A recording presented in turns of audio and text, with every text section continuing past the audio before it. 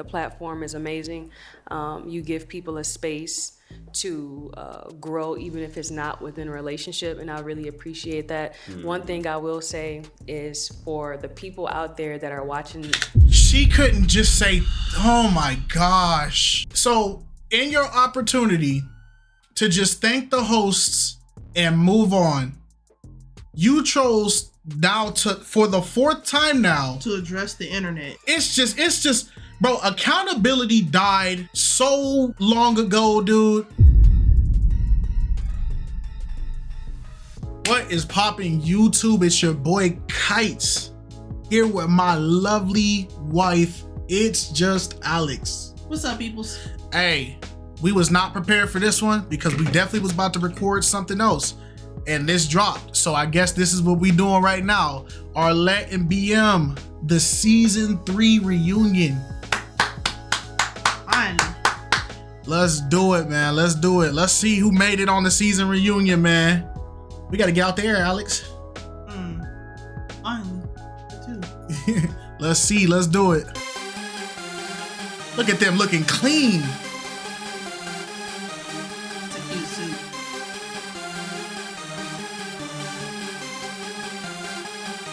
That burgundy is nice too. Hey, to the people that owed me the apology, thank you. Shout out to you that gave me the apology. I appreciate you. Okay.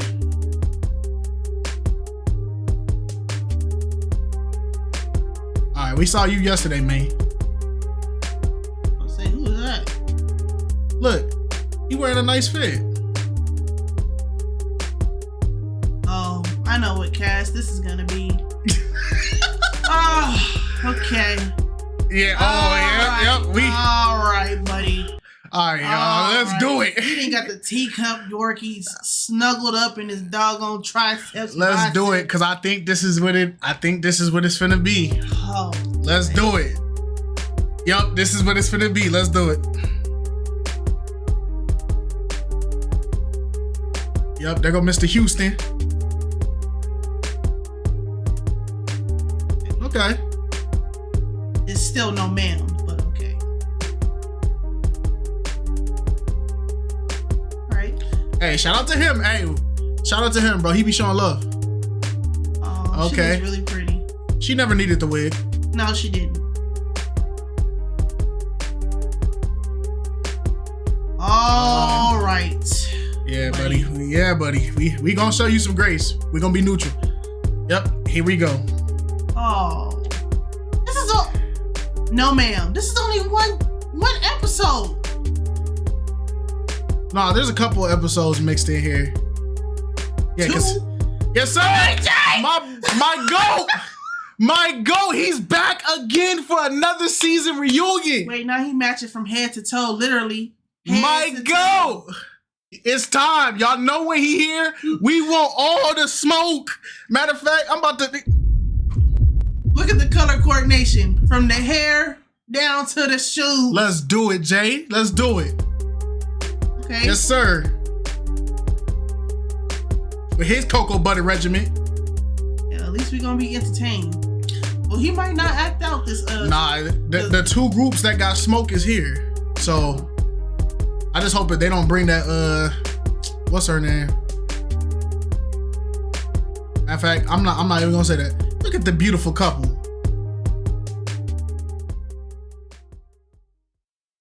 Hello everyone and welcome back to my channel. It's your host Arlette and we are here with the season 3 reunion. Yes, sir.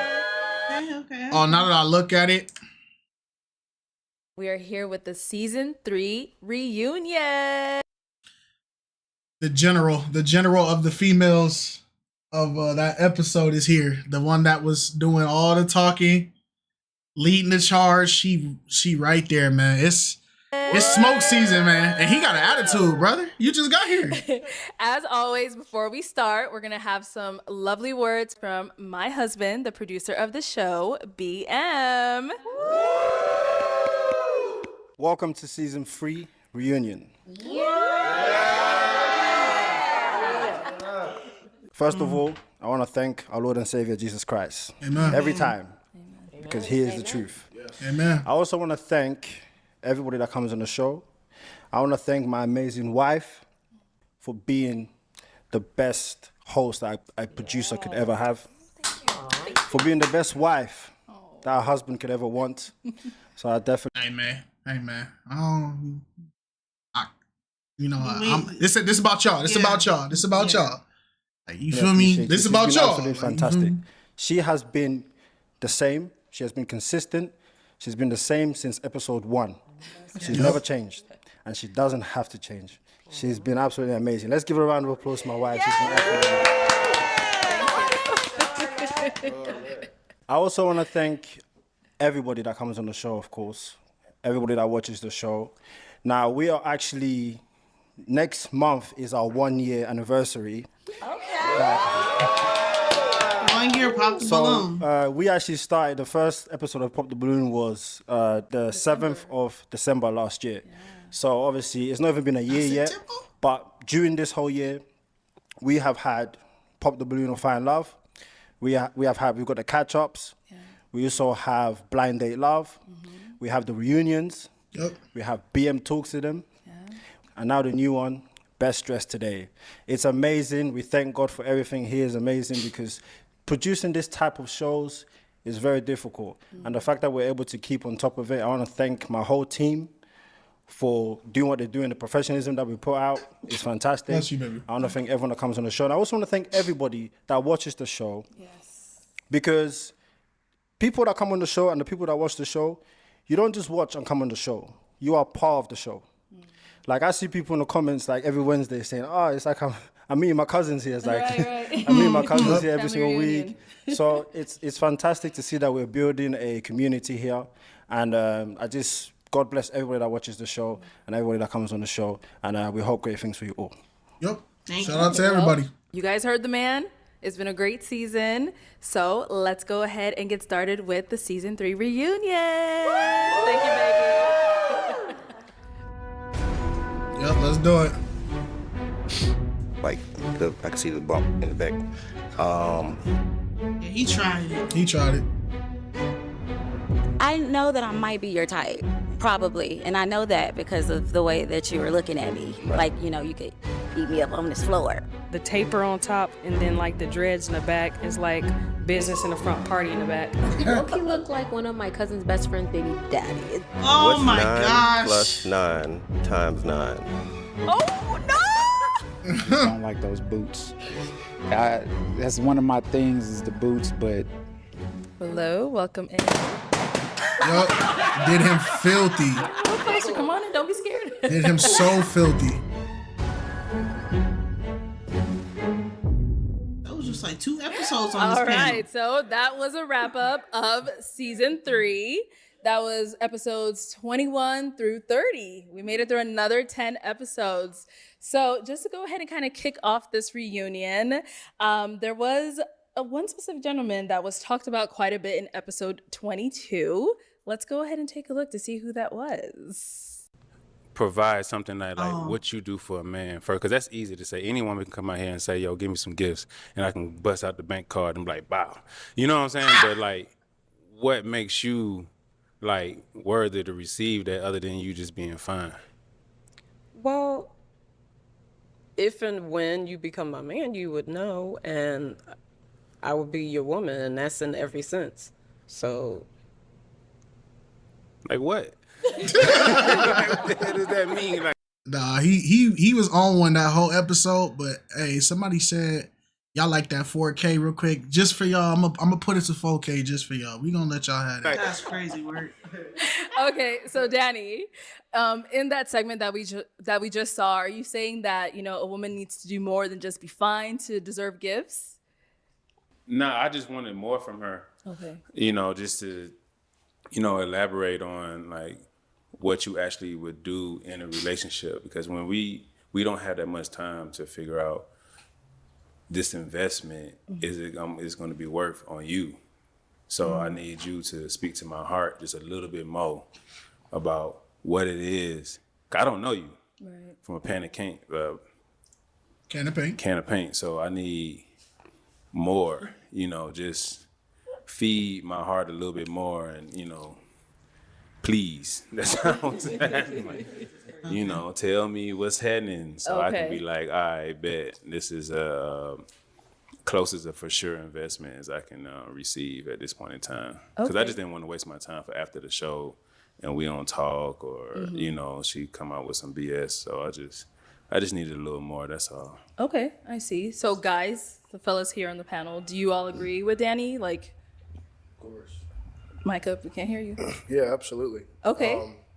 I think that's kind of superficial just to say like the whole gifts thing. It's like, to me, it's an exchange of value. You know, it's perfectly fine to shower your woman with everything she wants if there's an exchange of value, right? She's bringing something to you, bring something to her, but like if it's a situation where you're just like expected to do all this stuff and she's just kind of like not adding anything to you, it's like, what are you doing? Okay. Yeah. Okay. Anyone else want to add to that? Yeah, I'll add to that. In today's day and age where so many people are being used for things, it's just good to see that somebody's willing to invest first. But also, men are natural providers, right? So you don't know what that man is willing to do once you show a little bit of investment. You ain't even got to do a lot. I would just challenge women to invest a little bit into a man and see what he does, because you don't know. He could go 10 extra miles and you went 1, or he can go 2. You know what I mean? But you kind of got to gauge that. But men are natural providers, man. So once we see you giving a little, we gonna meet you where you at or exceed that. Right. No, he's spitting facts. Honestly, I feel like in a relationship, you both need to be putting in.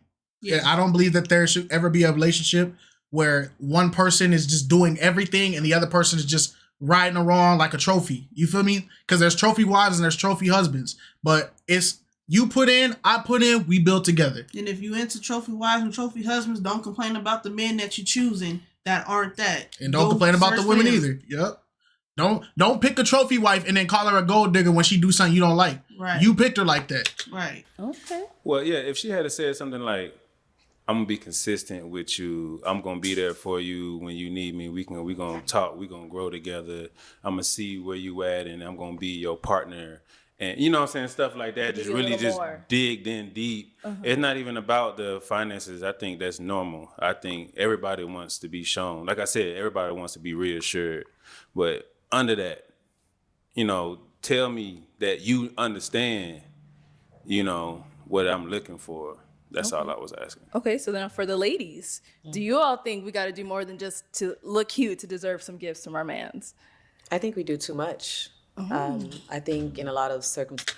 Oh, it's gonna be this type of episode, that's man. Why I didn't want these panels, because it's gonna turn into a men's versus women type of thing, and women do too much, and women are deserving of much more. It's like. And as a woman, I feel, and as a black woman, I feel, and as a hard, strong, independent woman, I feel that you don't need no man if you that independent. But it that fast. This is what this is gonna be. But we won't smoke, so it's all good. I'm here for it. Let's do it. Circumstances. Should have got some Martinellis. Tend to, which is why we shouldn't show the wifey qualities before. The reciprocation is given. Okay. So I think at the end of the day, I don't think she meant she just wants to be gifted and do absolutely nothing. You know, I think that she just meant that in her relationship, she likes the thoughtfulness of being thought of. Okay. You know, a lot of times it's not just about being materialistic or just being a gold digger. We want to know that when you're out, you're thinking of us and, hey, I picked this up for you. Mm-hmm. So a lot of times people confuse thoughtfulness for just being materialistic or, you know, wanting. Johiko, why she didn't say that then? Why she didn't say that then? She said she like gifts. She like gifts. She didn't say none of that. That whole time, she didn't say nothing of what she was willing to bring to a relationship. She said, I want gifts. I'm a pretty face. I want gifts. She didn't say nothing like that. And if she did say it, she didn't repeat it. Something. I feel like where women and men bump heads a lot is we're both waiting to see which one's going to do more first. I feel like it's just a waiting game. I feel like we, as women, we want to be courted. So we wait to be courted, and as men do, they want to be, they want to know the woman is more interested in them instead of what they can give you. That's what they can give. So it's just about a waiting game. Like we're both waiting on each other to show something. Okay. I felt it in my spirit that this was coming. Yeah, but it's like I understand it's the waiting game, but y'all also, I feel like men and women are hot. Like it's like when you play Goldfish, you're purposely hiding your card, knowing that you got the card that they're asking for, because you're trying to see like, well, if I give out this first, then what are they gonna give me in return type stuff. Okay. Kind of piggybacking off of Tiffany, like it is a waiting game, but literally just had this discussion, but men in this society, want to be seen as leaders, but what leadership qualities are you showing us? Like you're supposed to be taking that step forward. Like I'm supposed to be following you. So if you're waiting for me to invest something in you and all this other things, then you can just wait for another woman, because I'm looking for a man to lead me. Okay. So show me what you want me to show you. And this is the same era of women saying this that say stuff like, I don't need a man. I'm independent. I can do it by myself. I'm a boss. I'm a boss. I need a man that I'm a feminine, masculine, I don't dominant. 50-50. I don't believe in the 50-50. It's like y'all do this whole spiel about I need a man that's gonna lead me, but y'all don't know how to submit worth anything. We get more submission out of a goldfish than the modern day women. So y'all, it's easy to pinpoint and say the men these days need to learn how to lead, but yeah, okay, say all the men stepped up and began leading.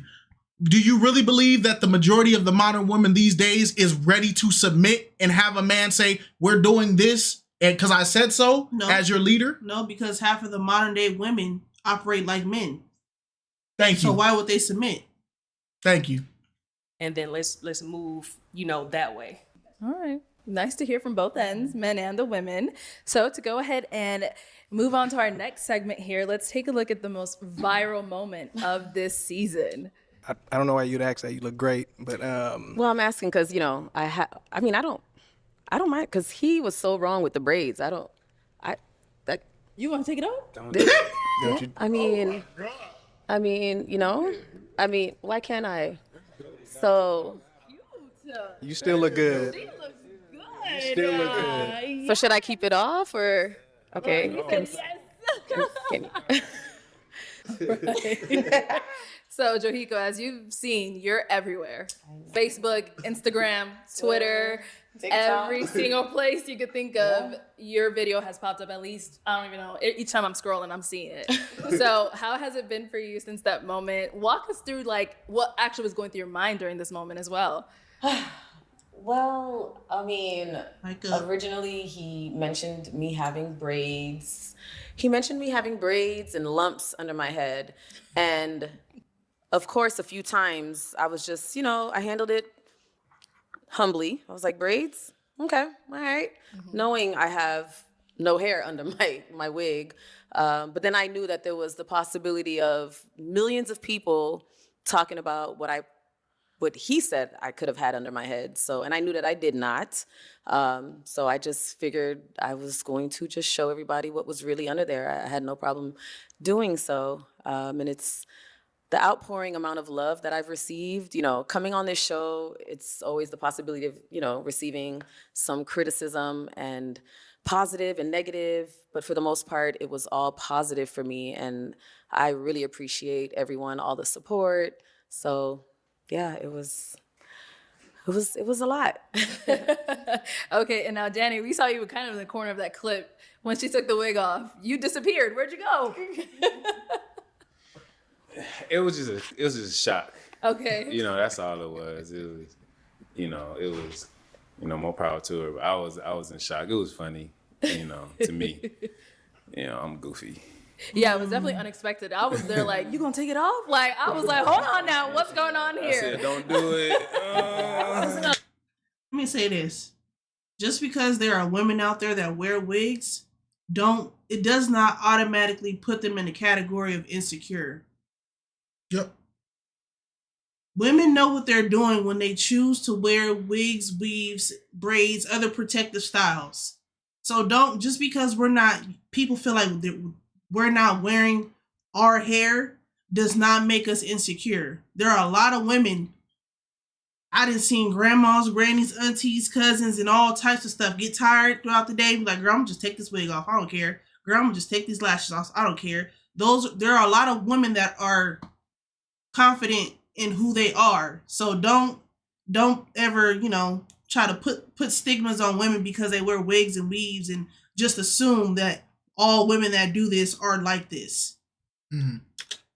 I'm gonna let him take me out like that. So at the end of the day, I know that my hair is very well maintained. I knew that he was very incorrect. At the end of the day, I still have a good relationship with Hugh. I keep in touch with everybody from my episode. I always check up on everyone. Mm-hmm. I wasn't offended because I knew that I didn't have what he said I had. So I know the world hates him, but yeah. Right. And the best. We don't hate you, Hugh. It's all love over here, big dog. Shout out to Hubert. Way you look fantastic without it, in the best way. Yeah. Like you could see more of your face. You look beautiful. You were glowing when you took that off. You were like, I'm everyone. You should have just kept it off. Wait, Cliff, what'd you say? I feel like she should have just kept the wig off. Yeah, like she should have came out already. Wig off. Wig off. To be honest, when I was backstage with the girls, the curls wasn't curling. It was just a lot going on with the wig. It was lifting, and I had mentioned like wanting to take it off backstage, but the girls were trying to just like, girl, you look good. Just leave it alone. So that was another reason why I was just like, you know what? I did want to take it off, but everybody backstage was just like, girl, you look good. Leave it alone. I was going to braid it, put it to the side. They were like, leave the curls, just leave it. So I was like, okay, I'm going to just leave it. Right. But when that happened, I was like, good. Because I didn't want it on in the first place. So once you're like, I was looking for a reason to yank this off anyway. Once he said that, I was like, period, that's it. I'm taking it off. Yeah. Definitely a sign from God, because you should have walked in with that wig off anyways, because she looked good with it off. Honestly, yeah. Okay, so I just want to know, now if God comes into conversation, I don't want to hear no comments talking about y'all always got to breathe. Shut up. We didn't say it this time. They brought him up first. They brought it up first. Go ahead and move on to another young lady who was talked about quite a bit from her episode. Let's take a look. Yeah, they cooked her.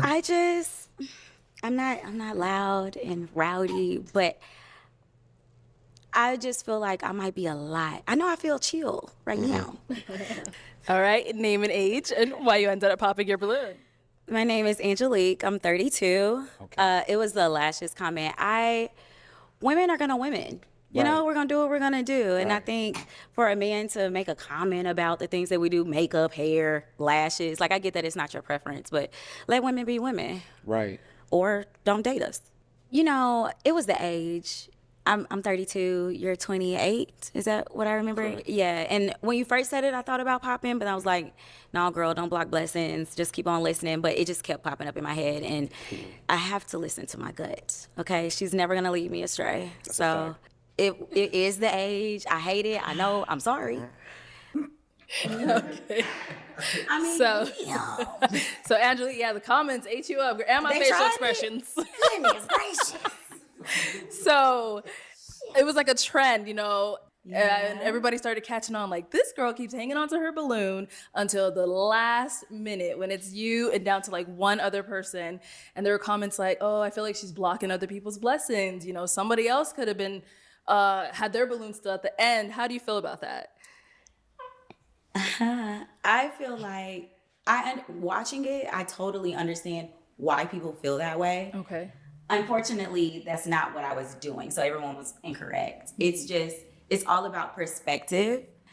I'm gonna be sit here and be real with y'all. And for everyone that's standing in the line, you sometimes can forget you're even standing there.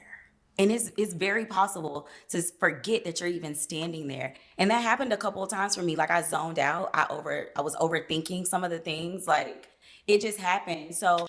So everybody was incorrect for feeling like you were just kind of there, just kind of wasting time or blocking your blessings. And now they're all incorrect. I mean, we watched it in 4K. We watched you sit there and say, oh, I don't want to block my blessings because of age. but then you went through multiple men because of age. Then we watched you say all this stuff and go back and forth, and you were popping and popping and popping and popping and popping. And it was just like, naturally, people are going to feel like you're just wasting time. Just like everybody got mad at the comedian dude. Some people like the comedian dude, but some people, including myself, got frustrated because the comedian dude was the first one to pop every single time. The chick would take a step, pop. The chick says something, pop. I forgot what she was talking about, pop. It was annoying because at the end of the day, you're not trying. You can say perspective, all this stuff, but if I see you pop immediately in 3 seconds, or I hear you say something and then double down and pop on it again, it's gonna make me think, okay, there's something, maybe you're not here for what we think you're here for. Yeah. Me waiting until the last minute, it wasn't intentional. It was, I'm kind of thinking about what's going on here, what I should do. And then the other part is, dang, I'm standing here. What is happening up here? These people are looking at me. Like, that was it for me. Like, it was never, ooh, I'm gonna wait and be the last one. It was never that. I never thought of that. Okay. So when that came out, I was like, huh? What are we talking about, y'all? So, like, for example, because one of the first few things that people say when they come out is their age. But you did it twice with the age. You held on till the last minute, but that's one of the first things they say. So if that is something that's like a deal breaker for you in a way, like, how come you didn't pop right away for those? It's a deal breaker in a way. Okay. It's not like the end all be all. It's possible, but it's like, well, let me think about this. What do I feel? You said it's a deal breaker in a way, but every time the age came up, that deal breaker stood 10 toes. That deal breaker had a 100% success pop rate. So where's the in a way at? I can see if you let one dude slide and he popped on you, but every dude that didn't meet that age requirement, you popped. Yeah, the in a way applies to men that she's actually attracted to. That in a way, that you can only use in a way when you have something to show that this doesn't always stand true in every occasion. But if you have 100% pop rate on age, there's no in a way. That it's almost guaranteed. You get me? Yeah. Because that's important to me. The energy, the feeling, like, that's important to me. Okay. So that's what I was thinking the whole time. It was never, okay, they came out, they're 27, pop, pop, pop. It was never that for me. Okay. Because certain things you can or can't change, like your height, your age, where you are, like certain things. Yo, look at homeboy with the beanie. He looking like, girl, ain't nobody trying to hear all this. Things just can either be fixed and they just kind of don't matter, and some things do, and it's just everything collectively. What am I feeling? What am I thinking? Unfortunately. Okay. And then another thing that was coming up when you popped on Jay, you said, something about, women are gonna women. If you don't like it, don't date us. What did you mean by that? Can you elaborate? I sure can. Okay. I mean, allow people to be whoever they're going to be. And that's men and women. Because a lot of people came out and was like, well, y'all pop because men are short. No, bookies. Like, I never said that, because you can't change your height, right? But I can change my lash. I can change if I want to wear makeup or not. But my thing is, that's my thing. Let me just be me. I want to come out and wear my lash. Let me do that, and you love me regardless. Okay. Or today, I don't want to do that, and I want to have a plain face and just wear my sunscreen. Let me do that, and you love me regardless. Realize that it has nothing to do with my heart. Mm-hmm. Realize that it has everything to do with just who I want to be in this moment. But if you're seeking for a partner, are you trying to do things to attract a partner? Or are you trying to do things to attract yourself? Because she's 100% right. Do your thing how you want to. But when you're going out to find a potential suitor, you have to do things that will attract suitors to you. And if your suitors are saying, yo, dial back on this, chill back on this, and your response is, well, if you can't accept me at this, then there. But then, like, now we look at your results. You're in your 30s. You haven't had, you don't have love, and you're in the same boat. So it's like, who are you? I get what they're saying. Who are you really doing it for? Because sometimes women can do things that they could say like it's for men, but they also do a lot of things that's for themselves. But self-care, all that kind of stuff, understand, they get that. But it comes to a point to where that those things start to become as like vain or vanity, and at that point you might as well be dating yourself because you're not letting up on it. And at the end of the day, people always say like if that's their personal preference, then that's what they're allowed to have. It's the same thing for men. If they don't like a lot of women with makeup, even though makeup is a controversial thing because majority of women wear makeup, but then there's a good handful that don't wear makeup. Yeah. Okay. But since we are talking about the lashes and that whole thing, I do want to make sure I give you an apology for that because, like I said, I overthink quite a bit. And what I was thinking in my head is not the same as what actually came out my mouth. And so when I watched the show back and I realized that people are thinking that I'm trying to say you should go date men, that was not my intention at all. My thing is this lineup has been extremely consistent. There was one young lady on my episode or our episode who did not have on makeup, but other than that, this lineup has been extremely consistent. So it's like if these aren't the type of women that you like to date, don't, because there are 1,000 different women out here. And that's really what I was trying to say. But I understand that it didn't come out that way. And you probably felt as if I was trying to attack you. Hey, shout out to accountability. Shout out to her. She's the first one on this stage to hold herself accountable. Shout out to that. Shout out to you. Yeah. And your sexuality, and that was never the case. And Jay, you actually did. You made a post about it on Instagram. You said you felt like it was an attack on your manhood, right? You said something along those lines. Can you talk to us about that? Yeah. I mean, I've been consistently attacked for my manhood on this show, you know, but I think you popped prematurely on me because there's levels to it, right? Like her lashes was like those little caterpillars that was black that we ain't seen since we was like 15. But yours, like I could see through it. You couldn't see through hers. I could see through yours. And I actually complimented your lashes, right? So I like the individuals. I like the hybrids. I like those lashes. I don't like the little strips. But also when makeup is supposed to be natural, but it doesn't look natural, that's something that I don't like. So if the makeup is supposed to look natural, right? Like lashes, they're supposed to look natural. But if it's supposed to look unnatural, like I complimented you on your eyeshadow, right? And I said, thank you. I don't think niggas is running around with fuchsia eyelids and that's matching they fuchsia lips. You know what I'm saying? So yeah, it was looking good. I liked it. So I can appreciate the creative, you know, inspiration behind that. But we all have seen those posts where it'll be a man with a full beard and he do his makeup and he look like we can't even tell. So that's my thing, is like we want it to look natural and we just don't want to have to see your baby pictures. You know what I'm saying? That's it. Okay, I get what he's saying.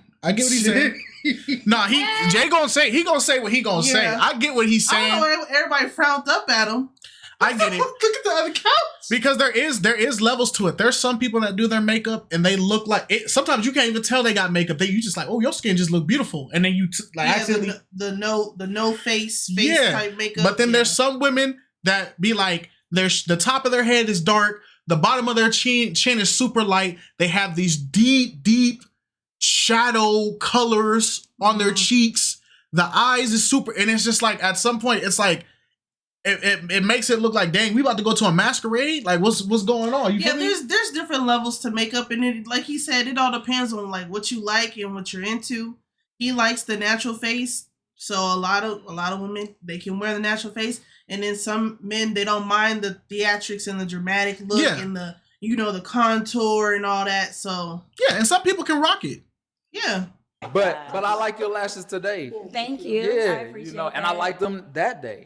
Okay. Thank you, and I appreciate that. I didn't like hers though. Stop it. That was my whole thing. Just like let her wear whatever she want to wear. It shouldn't be a comment about it. That was my point. Okay, let's take. Oh, go ahead, Joey. Go ahead. Yeah, because I know after going viral, there were a lot of people asking, why does she wear the wig anyway? Women need to be more confident, understand that we don't care about fake hair, and I agree with you. It's not about them. It's about us. It's about us. We don't get. Whoa!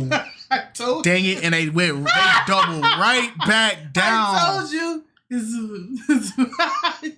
So if it's all about you and you're doing all this for you, then why are you upset that the men go, well, I personally don't like this?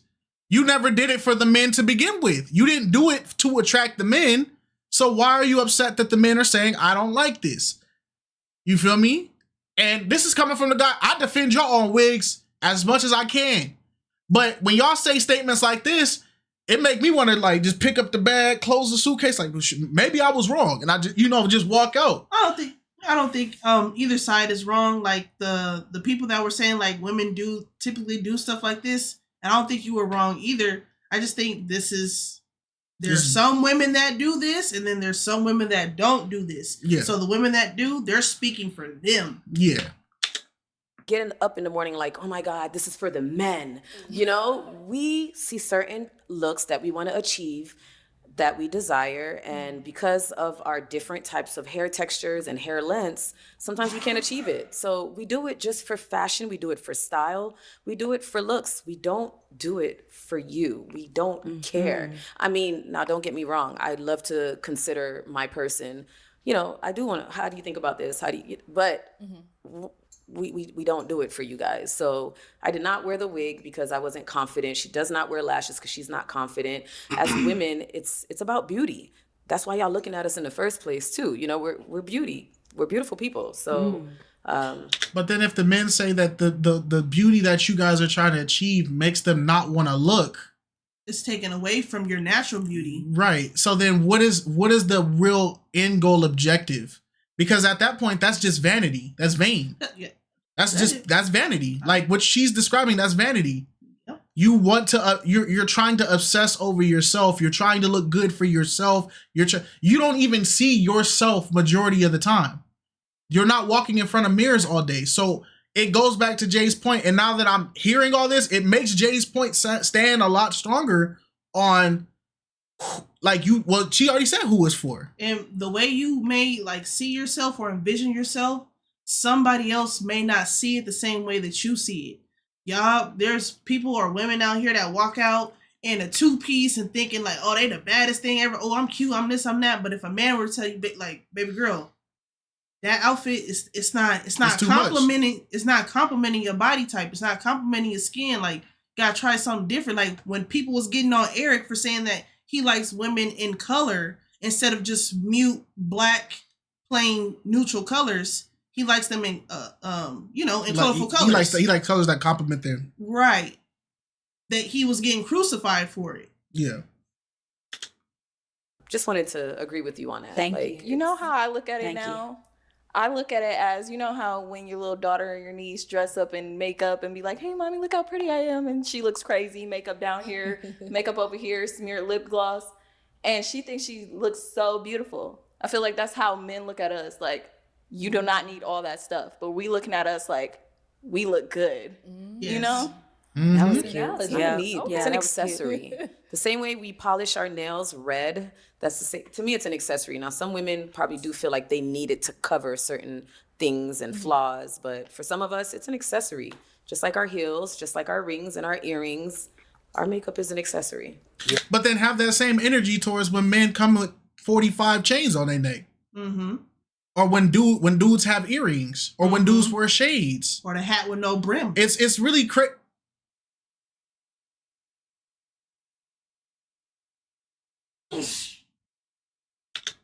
Yeah, so the points you're saying, where you said he shouldn't comment on it, I kind of disagree with that because it's everybody should be able to comment on what they like or dislike, right? To say oh, let a woman just be a woman, it's well, you can do that, but if a guy is saying, hey, I don't like this, it's he should be able to comment on something he doesn't like about her, because women do it all the time, right? I don't like his height. I don't like this. I don't like that, and it's accepted. But if a man has a preference that he states, then it's don't comment on women. It's you comment on men, right? But that was my point. You just said about height and all that. That's my point. You cannot change the fact that you're short or if you're tall, right? Me and my lashes, I can rip these off and put on a whole new pair or not. Or I can put on some mascara if I want to. But here's why this argument falls apart, because you brung up if a woman brings up and makes a comment about his height, you are actively making a like or dislike about something he can't change. Mm-hmm. But in your case, the makeup is a choice you made. Mm-hmm. So you don't want people to make comments on the decisions and choices you make, but you feel like it's acceptable to make comments on things that people didn't get to decide at all. That's the disconnect. That makes no sense. Because I can't change this, so you get to talk about it. But you actively chose to do this and it makes you look weird, but I can't say nothing about it. Mm-hmm. That makes no sense. Mm-hmm. Or individuals. That's my point, though. That has absolutely nothing to do with who I am as an individual. It's just, this is fun for me. This has nothing to do with my heart whatsoever. And so to judge me on that, just like I shouldn't judge you for your height, is the same thing, because your height doesn't make you, or your weight doesn't make you. Whatever you're wearing that day does not make you. And I think that's the thing. That's the issue I think I had with the comments and everything else, is because I didn't pop for superficial reasons, but I got a. On the trailer. On the trailer. Hey man, I don't think you thought that through before you said that sentence. I don't think you thought that through at all. Hey man, it is what it is.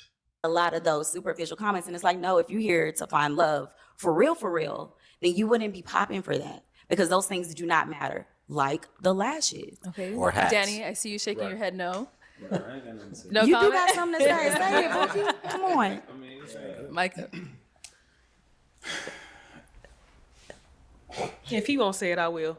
You have to be attracted to somebody to move forward to that level. Like, granted, you can't be superficial, but like, if that's just not your preference, and not saying anything about what you said, like I agree with what you said, but if we're being realistic, like, that's your preference. Like, I love me a black man. Like, I love black men. So just because there is a guy out there of another race that's attractive, that doesn't make him less attractive because I don't want to pursue him, or I don't think he's a great person. He can be the nicest, most generous person out there, but if you don't have those, it does make him less attractive. I don't think you guys understand what preference means. Preference means that if it came down to the thing you prefer or the thing you don't prefer, you will more likely than not choose the thing you prefer.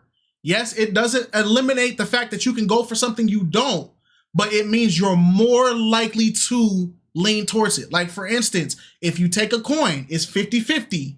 But if I add a metal weight to one side of the coin, there is a good chance that side of the coin is going to always land. So the opposite's going to be up. Meaning that if I say, ooh, this is black men, this is other races, and I go, man, I really prefer black men, so I attach this stigma to the other races. I attach this metal weight to that coin because I want the black men to be face up more often. When I flip that coin, that metal weight preference is going to shift. Yes, it can still land and other races pop up, but because that added weight is on there, it's gonna go black man, black man, black man, other race, black man, other race. That's why preference, it's leaning favor, so it does make a difference. Attributes that I'm looking for, I'm not actively pursuing you or trying to even see what love is like with you. Not saying that there wouldn't be some random, once in a million, lifetime instance where we might click, we might connect, but that's all left up to chance. So I think I'm not about to see with no woman that don't know what a good wig or bad wig is, what love is like with her. All right. Dang. Well, at least. All right, let's do it. Let's do it. You ain't said nothing this whole time. Let's do it, big dog. Run it back. Left up to chance. So I think I'm not about to see with no woman that don't know what a good wig or bad wig is, what love is like with her. All right.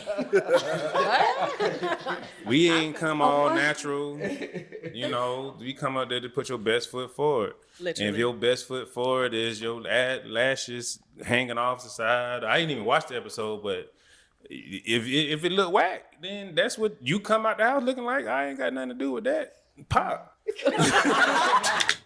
That's fair. That's fair. Okay, let's go ahead and take a look at another moment of Angelique's. Damn. Yep, girl. All right, so where did we pop? Honestly, I think, okay, you know what? I'm gonna just say it. Okay, I know that I might be your type, probably, and I know that because of the way that you were looking at me. Right. Like, you know, you could eat me up on this floor. And, Right. you know, I think when I'm initially meeting someone, especially when there's 1,000 different beautiful women standing here, Right. it's uncomfortable to Right. constantly be looked at like they want to eat you up Right. in that moment. He looked at her like, what? Y'all can't see it because the way the camera is positioned. He's right between us. He looked at her like, what? It didn't make sense. Like, you know, granted, love it. Yes, let my Right. man look at me like that. But right here, right now, it is so uncomfortable. Right. You know, Right. I can't stand it. And I think I get that. I get that all the time at work, and I just be like, all right, bro. Like, I'm just trying to be here. So you don't think that it's like I think the it male like that's really feeling you? You don't think that's No, like, I feel that. That's why I said I know for a fact that I'm your type. It's just, it makes me so uncomfortable right now. right? And that's why I was kind of like waiting. I'm like, damn, maybe I could chill. Right, Is he right, your right. type? You know, my friends are going to say I don't really have a type. So. No, so eh. he's not. Yeah. Because if he was, you wouldn't have said nothing. Let's start with Tamarcus. What was going through your mind during that? Were you as confused as I was? I was super confused. Okay. Because like I don't know, I always thought that like, well, first off, when I first went onto the show, right? Yeah. I come out, I look from the right to the left. There was only 2 women that I was attracted to, Okay. physically. Mm. So as I went down the line, I didn't want to pay no mind to the other. You know what I'm saying? I didn't care who was in the line Right. besides the 2. Okay.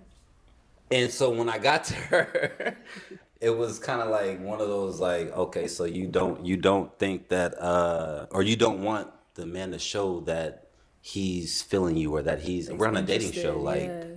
I didn't get it. Okay. Angelique? I mean, okay. I knew I was going to get towed up for that, okay? And as you can see, I was fighting for the words to say. But in real life, y'all don't see him looking at me the way that I see him looking at me. And I was genuinely uncomfortable. So I'm going to stand on that. I was genuinely uncomfortable. If I would have saw him on the street and he did the same thing, I would have been like, all right, y'all good? Y'all straight? We good? But the street and the dating show is 2 different scenarios. Thank you. You know what? She the best. You know what's funny? She the best person on here. And I already know people eat her up because of what her profession is. But at least she been unbiased through this whole thing. Look at her couchmates ain't liking it. Yeah, they don't like it. But this is when a female, because she genuinely understands what's going on. Because she has to work harder in the dating field because of her profession. She understands that, because I had to work harder for this, I had to learn a lot of things about men because I got to do double the effort. And this don't make sense. Yeah. Y'all good? Y'all straight? We good? But the street and the dating show is 2 different scenarios. Sure, I agree. However, that don't mean I still wasn't uncomfortable. I was still uncomfortable. Were you not attracted to him? Is that it? Like, were you not attracted? That's what I was getting at. Like, and the reason I'm asking is because, like, a lot of times with women, it's like the things that are creepy versus not has only to do with attraction. Exactly. Like, if a guy, how Just is say that? If that. he's attractive, it's like, oh, Right. well, he's forward. Exactly. You know, he wants, 'Cause but if if he he's was ugly, fine, it's like, oh, he's creepy. You would have been looking back. He's a And predator. Angelique, Like- that's why I had asked you, is he your type? But you really didn't answer it. You did answer it. Still not answering. You got a second chance. What are you talking about? Said she ain't. The silence you know, response I is still feel an that. answer. Right? I feel what you're saying because you're right. I feel you on that. We got our answer. So what's the question? It wasn't. I'm gonna be real. It wasn't if I was like unattracted to him or not. But I don't know. I really have no idea how to answer that because it's not that I think he's unattractive. It's not that I think. What are you? I have a question. Okay, I have a let's hear from question. TJ. I have Go a ahead. question. What are you attracted to?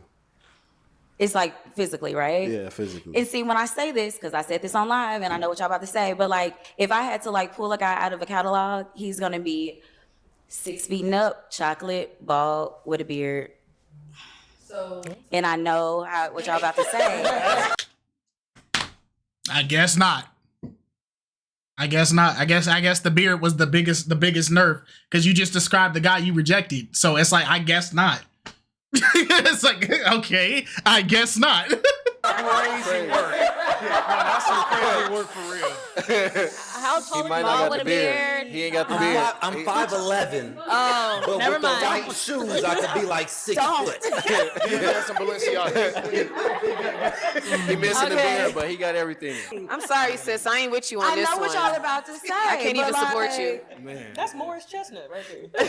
Nice, Have bright a beard. But when I bring him up, it's a problem. You're right, but she's single. She can bring it up. I wish you would. Bring I'm him up just again. Wait a minute, Bring him not up you again. pressing me on the camera. Bring him up again. Because one of y'all done said talking about some W on the Morris Chestnut comment. I'm not bringing that man up because I'm attracted to that man. I bring him up as an example because that's the celebrity that I was raised around when my mom and my aunties was like, oh, that's a fine man. That's a fine man. Now it's Michael B. Whatever Jordan, whatever his name is. Jordan Air. I don't care. My beef with you is, well, it's not even with you. It's with the audience is when she bring up the Morris Chestnuts, everybody be like, right, Alex, right. But when I was trying to bring up the example of Beyonce or Rihanna for a scale of beauty, everybody was like, you supposed to say your wife. You supposed to say your wife. It's like, I want y'all to have the same energy because we both was making examples. You feel me? I told you. No beard there. Though. It's not. Thank you. It's not full. He still got a beard. He got a little bit though. Somebody got something. Okay, But all right. Finn, So just to kind of open it up to everyone else, what did you guys think like when you watched this episode Not of too much. Angelique? So Chill out, y'all. for me personally, like I feel like just watching, you was like Chatting. like you looked at him, and I think in your mind you knew you didn't like him, but you didn't want to let him down. Right. That's what I hard. got. Because homie is bald, homie is dark skinned, homie got a beard. What's up? And he 1 inch from 6 feet. And he like you. And he like you. Man, he really like you. Like he What was. does him he was liking me got to do? Nothing with It has to do with everything. You're on a dating show. And okay, so I say this: if you're uncomfortable by him, then you must have been uncomfortable by all the other men that came and walked out and looked at you up and down and went up and down the line. So if that's the case, then the whole experience was uncomfortable for you. Yeah, bro. And you have every right to feel uncomfortable if that's what you were feeling. She got every right to say it. That's what she felt. But yeah, but just make it make sense. Wait. You said you, but you described him. earlier. You described him. If Idris Elba was looking at you like that, how would you feel? Girl, you would have been looking right back. Exactly. Like, Okay. if it's the right man, it's okay. Popular people like Idris. wait, hold on. I want to ask you a question. What is a beard to you? Because there's different types of beards, and you said you want a man with a beard, and they're coming at you saying he has a beard. What's a beard to you? Oh my gosh. It's people that can't grow beards that got opinions about what a beard is. A beard is just facial hair, bruh. Women can grow beards, trust me. If she want I've seen them, trust me. Yo, right now look, bro. I don't got a beard like that. I got stubble. You feel me? I got stubble. You feel me? I got the goatee, but that's it. But technically a goatee is still a beard. Now, the thing is, if she wants a full beard, she needs to say full beard because that's a specific type of beard. But anything under this chin area, it's a beard. It's a beard. It's a beard. A beard. That's a beard. You know what I'm saying? We just let her off the hook. We just let her off the hook. You can rub like that. I like that. All right, guys, let's go ahead and wrap up this segment. So obviously we heard from TJ. What about the rest of you guys? Like, what did you guys think of Angelique on the show when you watched I'm it? a team girl all the time, but girl, she was tripping. Oh, you was tripping, girl. You was That's crazy. All right, so to go ahead and segue on to our next segment, this single man walked out and pretty much every single woman on the panel popped their balloon. Yep. Let's see who the unlucky fellow was. Hello, welcome in. Come on in, don't be scared. I popped my balloon because of basically the height. I think you're very handsome, and I love that you're giving back to your community with working with the kids. But yeah, it was just the height. It was the attraction for me, and then also the height. I'm pretty tall, so I want somebody that I can look up to. Okay. All right. right, so TJ, a couple of the pops on you were due to height. First of all, how tall are you? Let's start with that. All right. I'm 6'1". You're 6'1". I'm 6'1", Okay. and it was shown because that lady said she was 5'11". She was 5'11". Yeah, she was taller. 5'2" with heels on, and I Okay. was like right there. So I'm 6'1". Okay, Bro. you're 6'1". Okay, so was that shocking for you to hear? Like when they're like, "Oh, it's your height, it's your height." Yeah, so for me, I feel like it wasn't so shocking because I hear height on TV on shows, but in real life, I'm 6'1", so like I don't see women taller than me. Oh, okay. You know what I mean? So like me personally, going on a show, I didn't really see any women that were taller than me. Like she was an inch maybe taller than me, but the rest of the women was shorter than me. So yeah. Okay. Okay, so Ish, you were one of the women that ended up hopping on TJ and saying like, it was the height thing.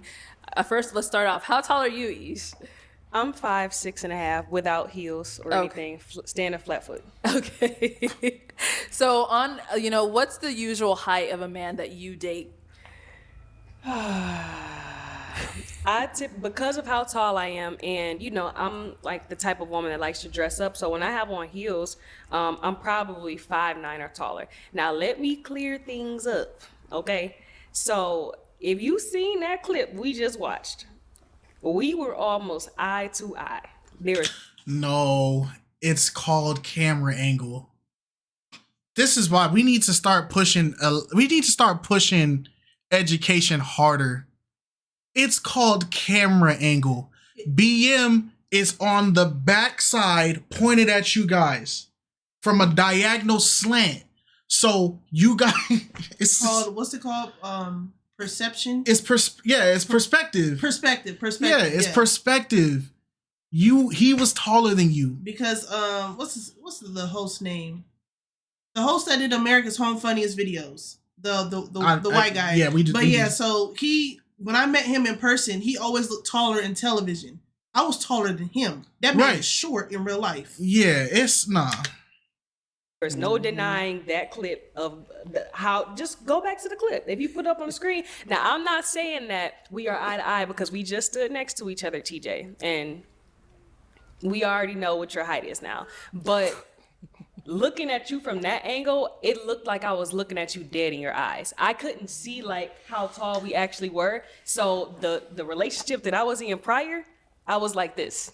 I was like this to you. So that was that issue there. But I didn't pop just because of that. I popped because the guy before you, the first guy, he came on there and straight lied about his height. He couldn't be no more than 5'9", 5'10".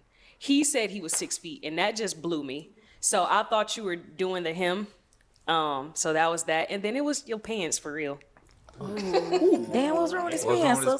All right. They were just a little tight. I got a couple comments. Okay, go for it. So now seeing me, how tall am I? 6'1". We. Okay. 6 feet to 6'1". So at that moment when you saw me, you judged me on a prior mistake of another man. You did. You just said because the other homeboy lied. So you assumed he was lying too. Get on him. You saw me. You judged me on a prior mistake of another man. No. I judge you off of what I seen. Like I said, I seen you eye to eye. But you said a dude. You just said that you was. We all agree that you did that. Change height or something? I said because of that instance, I felt like that was you being dishonest about. So it swayed your decision. Mm-hmm. Bro, accountability is so hard, It bro. doesn't matter how you try to reword things. That's And it's crazy. It's crazy how you heard 1, 2, 3, 4, 5, 6, 7, 8, 9, 10, 11, 12, 13. 13 people in the room just heard you say it, and now all of a sudden you didn't say it. About your height as well. Because of another dude lying. No. You that. said that you were 6'2", and I did not see you as 6'2". So it wasn't just based off of what he did.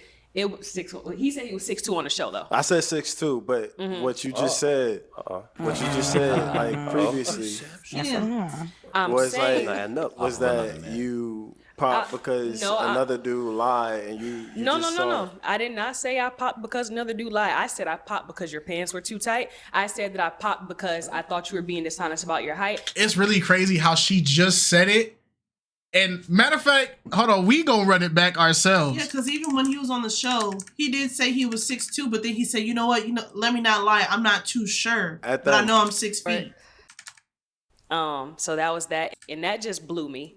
He couldn't be the guy, but that was that issue there. But I didn't pop just because of that. I popped because the guy before you, the first guy, he came on there and straight lied about his height.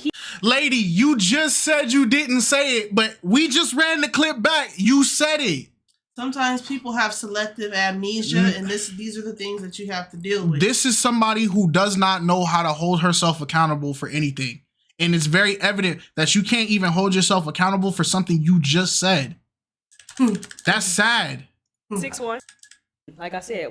Change height or something? I said because of that instance, I felt like that was you being dishonest about your height as well. Because of another dude lying. No. You said that you were 6'2", and I did not see you at 6'2", so it wasn't just based off. She forgot what she said that fast. Look at Jay. 6'2" on the show though. I said 6'2", but what you just said, like previously, was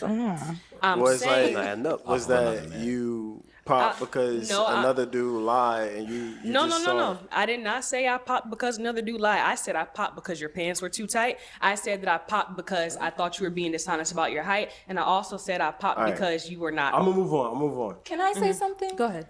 Honestly, I feel like all the women on my show, like when y'all are all nice people, y'all all nice women. But I feel like when TJ came out, I feel like I set the precedence for everything to happen because I popped first and everybody immediately popped right after me. So I feel like I set the tone, and I feel like it was just unfair because I did end up getting my balloon back. Right. So I'll say something about that. I did not pop because you popped, baby. Yeah, I popped because he looked like. That's how I feel. I know, but I'm That's not saying the truth, though. he looked like a lot of family members. I'm Haitian, and he looks very much Haitian. And people were like, "Oh, why would you pop?" Because he looks like a family member. I don't want to wake up next to somebody that looks like my mom's friend or my cousin. Wait, I'm Haitian. Wait, so I'm Haitian. Oh, I see it now. I see it now. They do kind of look alike. He said, but wait. Well, not TJ, but Johiko and. But my thing is, you're dating black people, and unfortunately, there's gonna be small similarities because we all, for the most part, come from the same region. We all got something. Either we got the lips, or we got the nose, or we got the eyes. Just like Asian culture, you can tell what form of Asian they are based off the slang. And it's just because that's just how they're genetically made up. So for you to be like, oh, I can't date because you look like a Haitian family member, I'm going to break it to you. Your Haitian family member is going to look like 1,000 other Haitian family members because it's like we're from the same gene pool. Somebody that looks like my mom's friend or my cousin. Wait, I'm Haitian. Wait, so Kamina, you don't date Haitians because of that? No. To be honest, let me be real. I actually offend don't. me because I'm Haitian, girl. What are we doing? No. What's going on? No. It's one thing is he looks like a relative. Like he looks, I can't explain it. Like so he look like a Zoe. He look like a Zoe Papi. Well, you said that. No. Because there's some fine Zoes. Let me. There's some fine Zoe Zoes. Papi is like the Haitians that you look said like. that for like 5 people though. Okay, I wasn't gonna say any names, but there's this guy named Jonas that my mom is really best friends with. He just looks like Jonas. That's all. I just didn't, I don't want to wake up to something that just looks like, I just didn't know how to say it, but that's really what it is. That's why I pop. Okay. Didn't you say you have 5, like, couple people that look like your family members? Yeah, because Cliff was a family member too, and he looked way different. No. He's not a family member. Like Cliff, for him, he looked like my cousin's best friend's baby daddy. Okay. Everybody look like somebody you know, bruh. Oh. Everybody looks like somebody you know, bruh. Maybe you need to. I'm not gonna tell you what you need to do. It's just everybody looks like somebody you know. Let's go back to the topic at hand. I think Danny had a question over here. Let's hear from Danny. Let's hear from Danny. She said earlier, like, I just want to know, what does height have to do with leadership? Man, like, what? Yeah, like, I mean, a man could lead you, in the right direction, and whether you're looking at him at the same height or whatnot, I thought that when you're looking into a relationship, you're looking to see, you know, a future with this person, compatibility. Yeah, exactly. But you like, still want For sure, I disagree, but bro. attracted to that You still want to be person. attracted. And that goes off of what we were talking about before. Like, if you're just not attracted to somebody, then you're not like gonna pursue that person regardless. So it like they could be a great leader, like I just said with the other race thing. They can be the best person, you know, in, you know, Asian form or a different race, but that's not my preference. And in particular, just like you said, pointing to the fact that you said first impression is everything. Right. If you come out with tight pants and that's my first impression of you, Right. I'm thinking you just walking around, you know, with tighty whities and leggings every day. No, TJ, don't take it like that. Hold on. Okay, like, last comment. Don't tell him not to take it like that. This is the second time you didn't threw shade at his pants, gang. Let the pants go. That's my impression. Look. Of you. Oh, let's hear from Talking Tara. about We haven't heard from impressions, Tara. That's what it is. Let's hear from Tara. Oh, my fault. Okay, so I didn't pop because Tiffany popped. It was the first guy. He came out. I was trying to give him a chance, and then after that, I realized if I'm just not feeling someone at first, I should just go ahead and just pop initially, right? So when I think TJ was the second guy, so that's why I popped for him, and I didn't want to take that chance away from anybody else with me holding on to my balloon till like the last round. But I do think I should have at least given him the opportunity to come out, you know, say his name, where he was from, what he do for a living. Like I do wanted to publicly apologize to you. The next day we went to the museum and we talked about that, and I told you, like, you know, I don't think that was right. I think everybody. Shout out to the second woman on this panel to take accountability for what she did. We love to see accountability. Accountability is the key to self-improvement. Good job. Shout out to you. Everybody should come out and at least have the opportunity to like say your name or something. I don't know. And I agree. Okay, with last Tara. comment from Jay, and then we'll go ahead and move on from this. I just got to point out the hypocrisy, right? Because when y'all got this going on, it's that's a preference. But when y'all talking about me, it's like, oh, we do this for us. We do this for women, right? But how come it's not that same sentiment when y'all talking about us? So just digest it. I don't even want y'all to answer that. Really think about that, because we get hit with this all the time, and we gotta eat that shit. And y'all always hit us with this height, all this stuff. We don't never get to say our preferences, and that's just it. He's right. He's telling the truth. He's telling the truth. And the females, they're look how they're reacting to what he's saying. He said, "Don't react." All this stuff. Look at all their faces. Nope. She's the only one because she been agreeing with the males on this one. So I'm letting her slide, rolling her eyes, looking away, just irritated. But it's like, bro, y'all just did this whole thing about y'all couldn't answer what does height got to do with leadership in a male. Oh, you just did all this and all this talking about preference. But when he said he don't like makeup, it's let women do what they do. Then when we're talking about TJ and his situation, you're telling him not to take it this way, not to react this way, not to feel this way. But you're talking about him. We don't never get to say our preferences, and that's just it. But y'all always got some kind of hypocrisy and comeback for y'all preferences, but ours are always wrong. And I'm really getting tired of the double standards, man, because in real life it really don't be like that. No. But on this show, y'all really be playing like that. It's not cool. Okay. All right. So kind of to stay on the topic of TJ for a bit, after all those pops, you did eventually end up leaving with a match, which was Tiffany.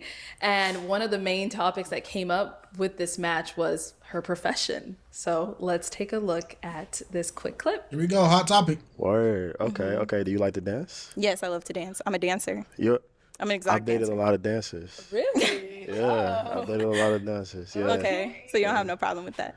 I think I'm good with a young lady right there. Come on, Tiffany. Come on up. For my part, my only person that asked me in my family about it, I think one of my cousins or somebody was like, "Hey, did you know she was a exotic dancer?" And I was like, "I didn't know actually." And we talked about it. Like we talked at the same time when she said it. Yeah, like, when she said dancer, I dated a lot of dancers, but then like when she said exotic dancer, I was like talking. If I would have heard that, I'm not gonna lie, maybe I would have popped. Maybe. You thought she was ballet dancer? Hey. All right, so let's start with Tiffany. So Tiffany, as we saw, he said maybe if he would have heard it, he would have popped. So how does your profession like affect your dating life? There's a lot of misconceptions when it comes to exotic dancers. I use the term exotic dancer because I work in gentlemen's clubs. A lot of people don't know the difference between gentlemen's clubs and strip clubs. Strip clubs, you're fully nude. You're on your feet all the time. Gentlemen's clubs is mostly just topless and you're talking to men a lot. You're not really dancing. Okay. So it's just the nuances, like it's a lot of nuances to it. So I feel like people that I've tried to date in the past. I don't feel like there's a major difference between topless and bottomless and then topless with panties. The everything the male wants to see is still. And I was gonna say it could be different social classes, but it's men, there's rich men that go to the strip club and there's rich men that go to the gentleman club.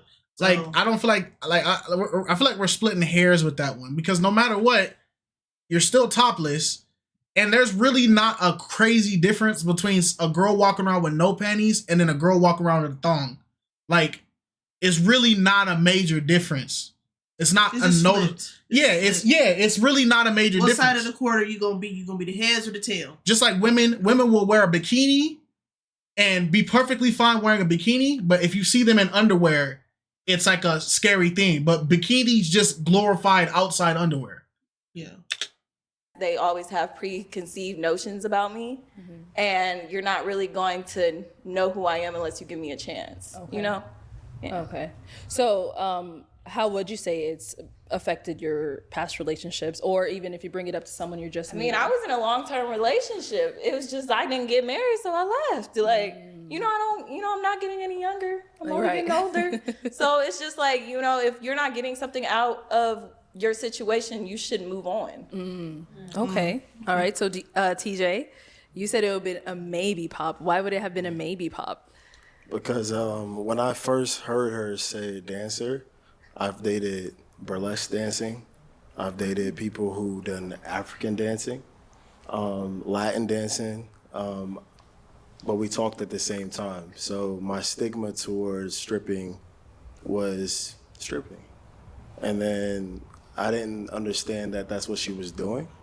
And so that's why I said maybe, but then, like I said, I got to know her and I said, she's a very nice human being, and that goes further than my stripper mindset. It goes more into like, who are you as a person? So I think she's a great person.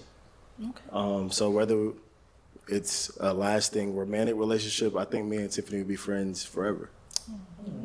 That's good to hear. Any thoughts from anyone on the floor? Cap. What's Cap? Someone said Cap? Yeah, I heard something too. What's Cap? What's Stand Cap? on business. Stand on What do you being an mean by exotic that? dancer. When she say dancer, I don't know, maybe it's an Atlanta thing. No, Somebody it say ain't. It dancer, ain't. that's It the ain't. first It thing. ain't. That's universal. No, it's all the same. Is the dancing the thing? I mean, yeah, it's nothing against. you're from Atlanta, so when you hear dancer, I know this girl, she worked in the club. Yeah. So that's probably what he's choreograph or saying. something Like that. when you heard dancer, you're thinking of something else. But he heard dancer since he's from like stripper culture, where he's from. That's the first thing that comes to his mind. Yeah, and I don't gotta prove nothing. The women I dated will tell y'all they weren't strippers. They was dancers. Okay. So it is what it is. And let this be known, this is not the only thing I do. I have a podcast. I have multiple businesses. This is a stepping stone. I believe in investing in myself. So if no one is going to invest in me, I'm going to invest in myself. And once again, That's how I get my money to invest in myself. And I said in that episode, you shouldn't come at strippers just because they strip, man. Like, she don't want to do that the rest of her life. You can't do that the rest of your life. So people aren't coming at them because they got beef with them for doing it. It's to some people, it's morally wrong. And at the end of the day, just like how I treat somebody doing drugs as morally wrong, but then people go, well, I got my drugs from this clinic and it's legalized. I still see it as you're just doing drugs. So it's like people aren't coming at what they're doing in the aspect of we hate them for doing it. It's we don't think they should be doing it. Meaning they can do whatever they want, but just because you can do whatever you want doesn't mean I have to sit there and be like, oh, that's nice. No, if it's like morally, if it's wrong to me morally, I'm going to have an opinion about it. I can choose not to share it with you, but I'm still entitled to have my opinion about it. So, and if I say something about it, it's still my opinion. My word shouldn't change your life. But if I think that this is something that you shouldn't be doing, I'm going to say it. You're not going to be able to please everybody in this world. And if there is someone that you can please, it should be God. And if that's who you believe in. But at the end of the day, you're not going to please and appease everybody. Right. So like, her as a person, you probably should get to know beyond that. And so I was able to get to know that basically because I didn't hear it. Mm-hmm. So my stigma beyond that got expanded, and I thank her for it. Now, like I said, whether it works romantically or not, it still was a judgment that I shouldn't have made because my balloons got popped with people not knowing me. And it's crazy because the way that we met, I prejudged you, and you didn't get the opportunity to prejudge me because you didn't hear that. And I should have been more delicate with the situation, knowing how much I get prejudged. So yeah, that's why I got my balloon back. Okay. I respect it. Yeah. I respect it. All right, Tiff.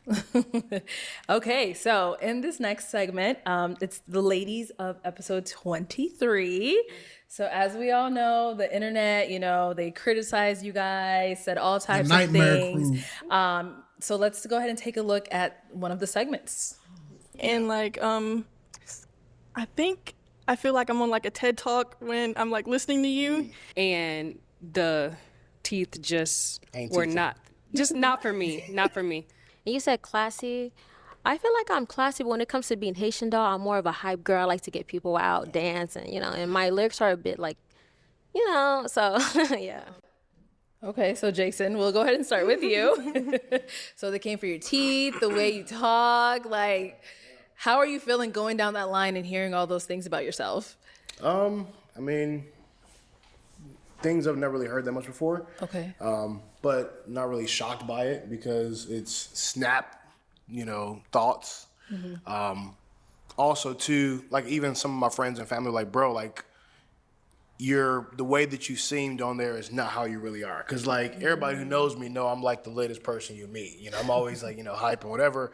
But it's very different because when you're on there, you're trying to hear and articulate all that kind of stuff first time as well. So, like, even when Tara was talking, to her defense, it was like I was very just kind of drawn in, trying to listen and understand and stuff like that. The teeth thing, never heard that before, but I get it. People got their preferences. Preference. You know what I'm saying? So it is what it is. I didn't think anything of it. I'm not the kind of person that like, oh my gosh, my feelings kind of thing. I'd be like, Okay. oh, that's crazy. But yeah. Okay, and then so Tara, you said he sounded like a TED Talk or something like that. Yeah, it just seemed like how he was. It was very business. That's how it sounded. Mm-hmm. And I'm just big on energy, so I was wanting to see more of like his personality, and so that's what I was presented with. So that's how I just assumed he was. And for me personally, I need someone like a bit more, like, kind of goofy and like fun, and not someone that's just so like business all the time, because I have to be business all the time at work. So when I come home, I want to have fun. Like, I want to, and then after he sat down and he was completely opposite, and I was like, dude, what was going on? And they were like, what, Jason, like, boring? No, that's not him. And I just wish I could have seen that, so maybe we could have possibly matched or something, but that didn't happen. I still would have popped. Still a great guy. Okay, so y'all still would have popped because y'all was just popping on dudes. Y'all was executing dudes. Yeah, y'all was popping on every which way, know how, opportunity. They still would have popped. People be wanting to see, like, they be wanting men to be so adventurous and goofy and all. But then when they are that, y'all pop on them and call them clowns and you too silly for me. I need somebody serious. Yep. Like, you still would have popped regardless. So if he would have showed more of like his goofy personality, is he someone that's your type, like physically?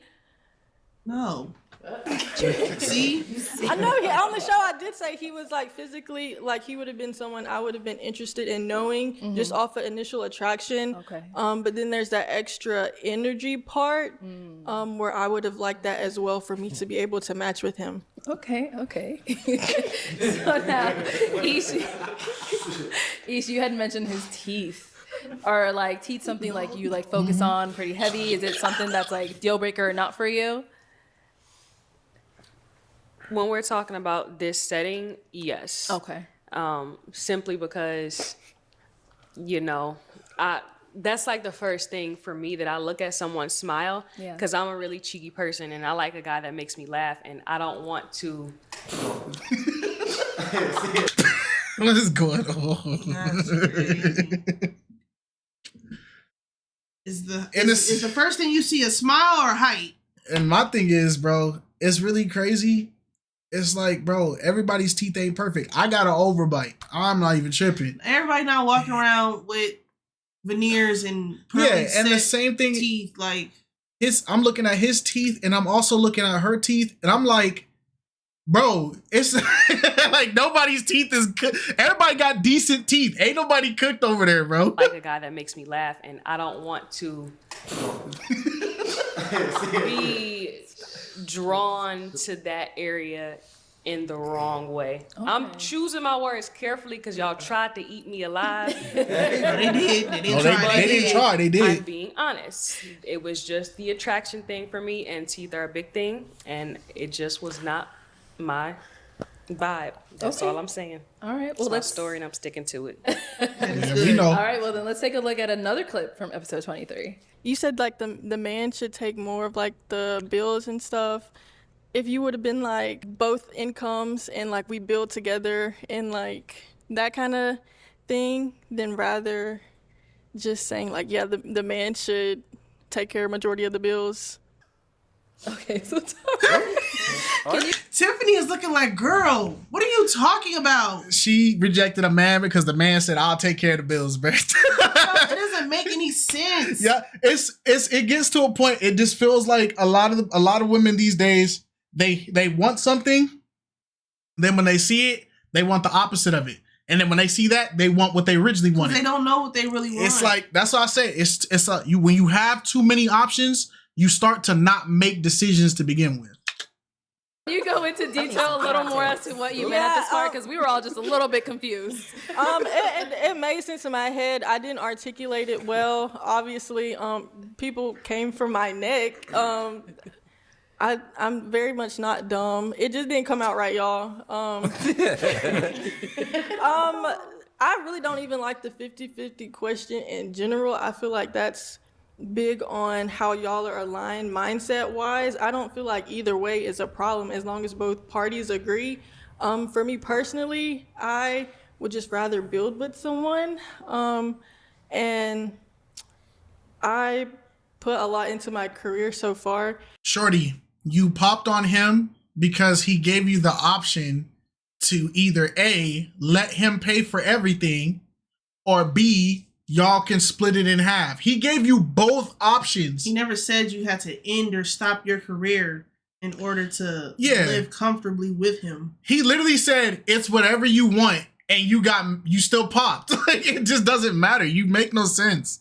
So I would like to help out. Like, I know, especially in this economy, all bills and stuff on one person is a lot, whether you're a man or a woman. Facts. So if I'm thinking logically, he's gonna have to take care of me, him, and like I want 3 kids. So that's what, 5 cars, that's a house. What the freak? Wait a minute. What? Is the baby's driving? Look at the dog. It's like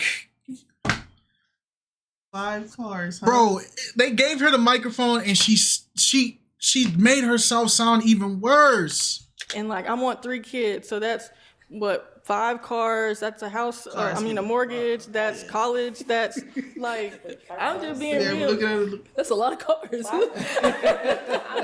got a car, I got a car, 3 kids. And all the kids, yeah. Oh, they gotta get a car when they turn 16. Like I have a lifestyle that I want to live.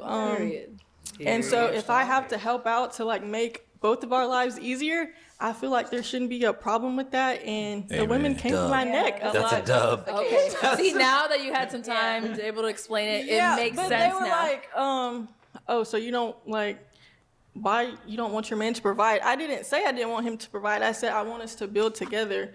And I feel like in this time, a lot of people just put a lot on like man should just be a provider, and they don't really have to do anything else. But the thing is, you had a man that said, I'm capable to do it on my own, but if you want to work, that's your choice. But if you don't want to work, I'm more than capable to handle it on my own. And you still popped on him. Like, this whole thing, it don't make sense, because even with this logic, he gave you that same option and you still popped. No, it does make sense because she's not attracted to him. It's like, other than money, and for me personally, I make my own money, so you're gonna have to bring a little something more than just money for me. Okay. Personally, and there was nothing wrong with what Cliff said. We just had we kind of were saying the same thing. I think the intention behind them were kind of different. I just feel like he was more traditional in a sense, and I'm more, I wouldn't say a modern woman, but more of like a hybrid. So you're modern. There's nothing like, no side is wrong. I just feel like it's a matter of preference. Yeah, so I agree with you on that point. Well, first and foremost, I think everybody should do whatever they think and they like. So if you're a 50-50 person, if you're a 100% person, if you're a none person, hey, there's people out there for everybody, you know? But, you know, my philosophy is kind of what you were articulating earlier, where it's like, I don't think it should be 50-50. I think it should be, you know, sometimes somebody's 30% and the woman needs to do 70%, you know, and sometimes the woman's feeling 20% and the guy should be 80%. I think partnership, yeah. It should be an equal partnership, right? Because in this life, right, it takes two to tango. And if people are so obsessed over 50-50, who brings what to the table, like at the end of this. How about we all in? Right? If we're building the future together, how about we all in? Why are we able to fluctuate? Because if I'm giving 100% of my everything, you need to give 100% of your everything. It makes no sense for me to be giving 100% and then letting you chill with giving your 20%. And then be like, oh, well, babe, whenever you're ready to stop at giving 100, I'll step up and give 100. No, how about we both give everything, and because we're building a future? Why do you need to have a reserved amount of money, but then I spend everything I got, and then, hey, I'm tired of spending. You take over and I'm gonna save some bread for myself. That y'all don't know how relationships work. This is not a group project or a thing where it's like you need 25% credit, I need 25%. You're trying to build a future together. Put everything into that future. Why does somebody have reserves for themselves? That means if you feel like you can't trust your partner enough to all in with that partner, that you need to keep money to yourself hidden away that your partner can't touch, then maybe you don't trust your partner the way you should. Alex has access to everything I got. I got access to everything she got.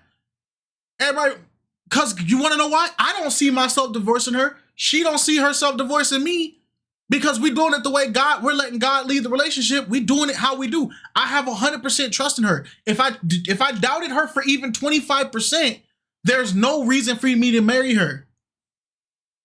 This is the person that I expect her to die for me, and I plan to die for her. So if there's 25% of the chance that the dude pull out and she hesitates and thinks justice is not going to jump in front of me, then she chose the wrong man. It's BS. Like, can you grow with your partner? Can you guys, you know, balance each other out? Right. Y'all have to be Facts. aligned. It doesn't matter what you believe. As long as you find someone that can counteract that and is aligned with you, that's all that matters. Yeah. Correct. Exactly. So Cliff, in that moment when she had popped her balloon, did you understand why? I was a little confused about it, but I mean, now that she explained it, everything, I mean, I feel a little bit, I understand a little bit more what she was talking about. So, I mean, I get it now. Okay. But, I mean, in that sense, I feel like the whole 50-50 thing, it could be, different views on it. So, I feel like a woman, what she brings to the table is great as well. So, I wasn't knocking that. Like, I would love for a woman to, work and do everything too, but I'm just that type of person that I'm going to do stuff as well too, just because where I came from and the background that I live. So I would like to motivate my woman as well to do, whatever job, whatever career path she want to do or whatever she want to do in the house or outside of the house. So that was just me, just far as like the whole 50-50 thing. Like, I bring a lot to the table too, and I wouldn't mind a woman bringing it as well, match my hustle as well. So. All right, so this next clip includes you again, Cliff, but this time with Ish. Let's take a look. Where are you currently? Like, where do you live? I'm currently in Las Vegas. Okay. So long distance is a no for you. Where are you? I'm in Detroit, Michigan. Oh, Detroit? Yeah, this was the dumbest pop ever. Okay, so Ish, we talked a bit about this on BM Talks to Them. And I will reiterate it. Yes, ma'am. So when you had applied onto the show, did you not realize that it was like a long distance thing and people come from all over the U.S. to come on the show? I was aware of that. Okay. And I'll say it, like I said on the show before, it was never something that I was completely just disregarding. However, the distance was a bit too far. I live all the way in the Midwest. He lives all the way on the West Coast. If it was somebody that had been closer to me, Ohio. You came to the West Coast. There were people closer to her. She did not choose them because she was not attracted to them. You came to the West Coast. To find love. You came to the West Coast. There's a Detroit, Michigan popped the balloon. You came to the West Coast to find somebody in the East Coast? No matter what you try to say, it's stupid. You came to the West Coast. He's from the West Coast. And you were like, oh, I need somebody closer to where I'm at. Then you should have went to a pop the balloon that's over on the East Coast. Or the Midwest, whatever you trying to, bro, why are we acting like, bro?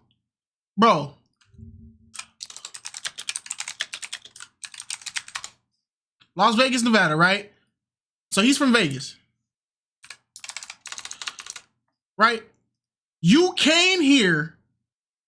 You came to his state. But you wanted somebody closer to your state?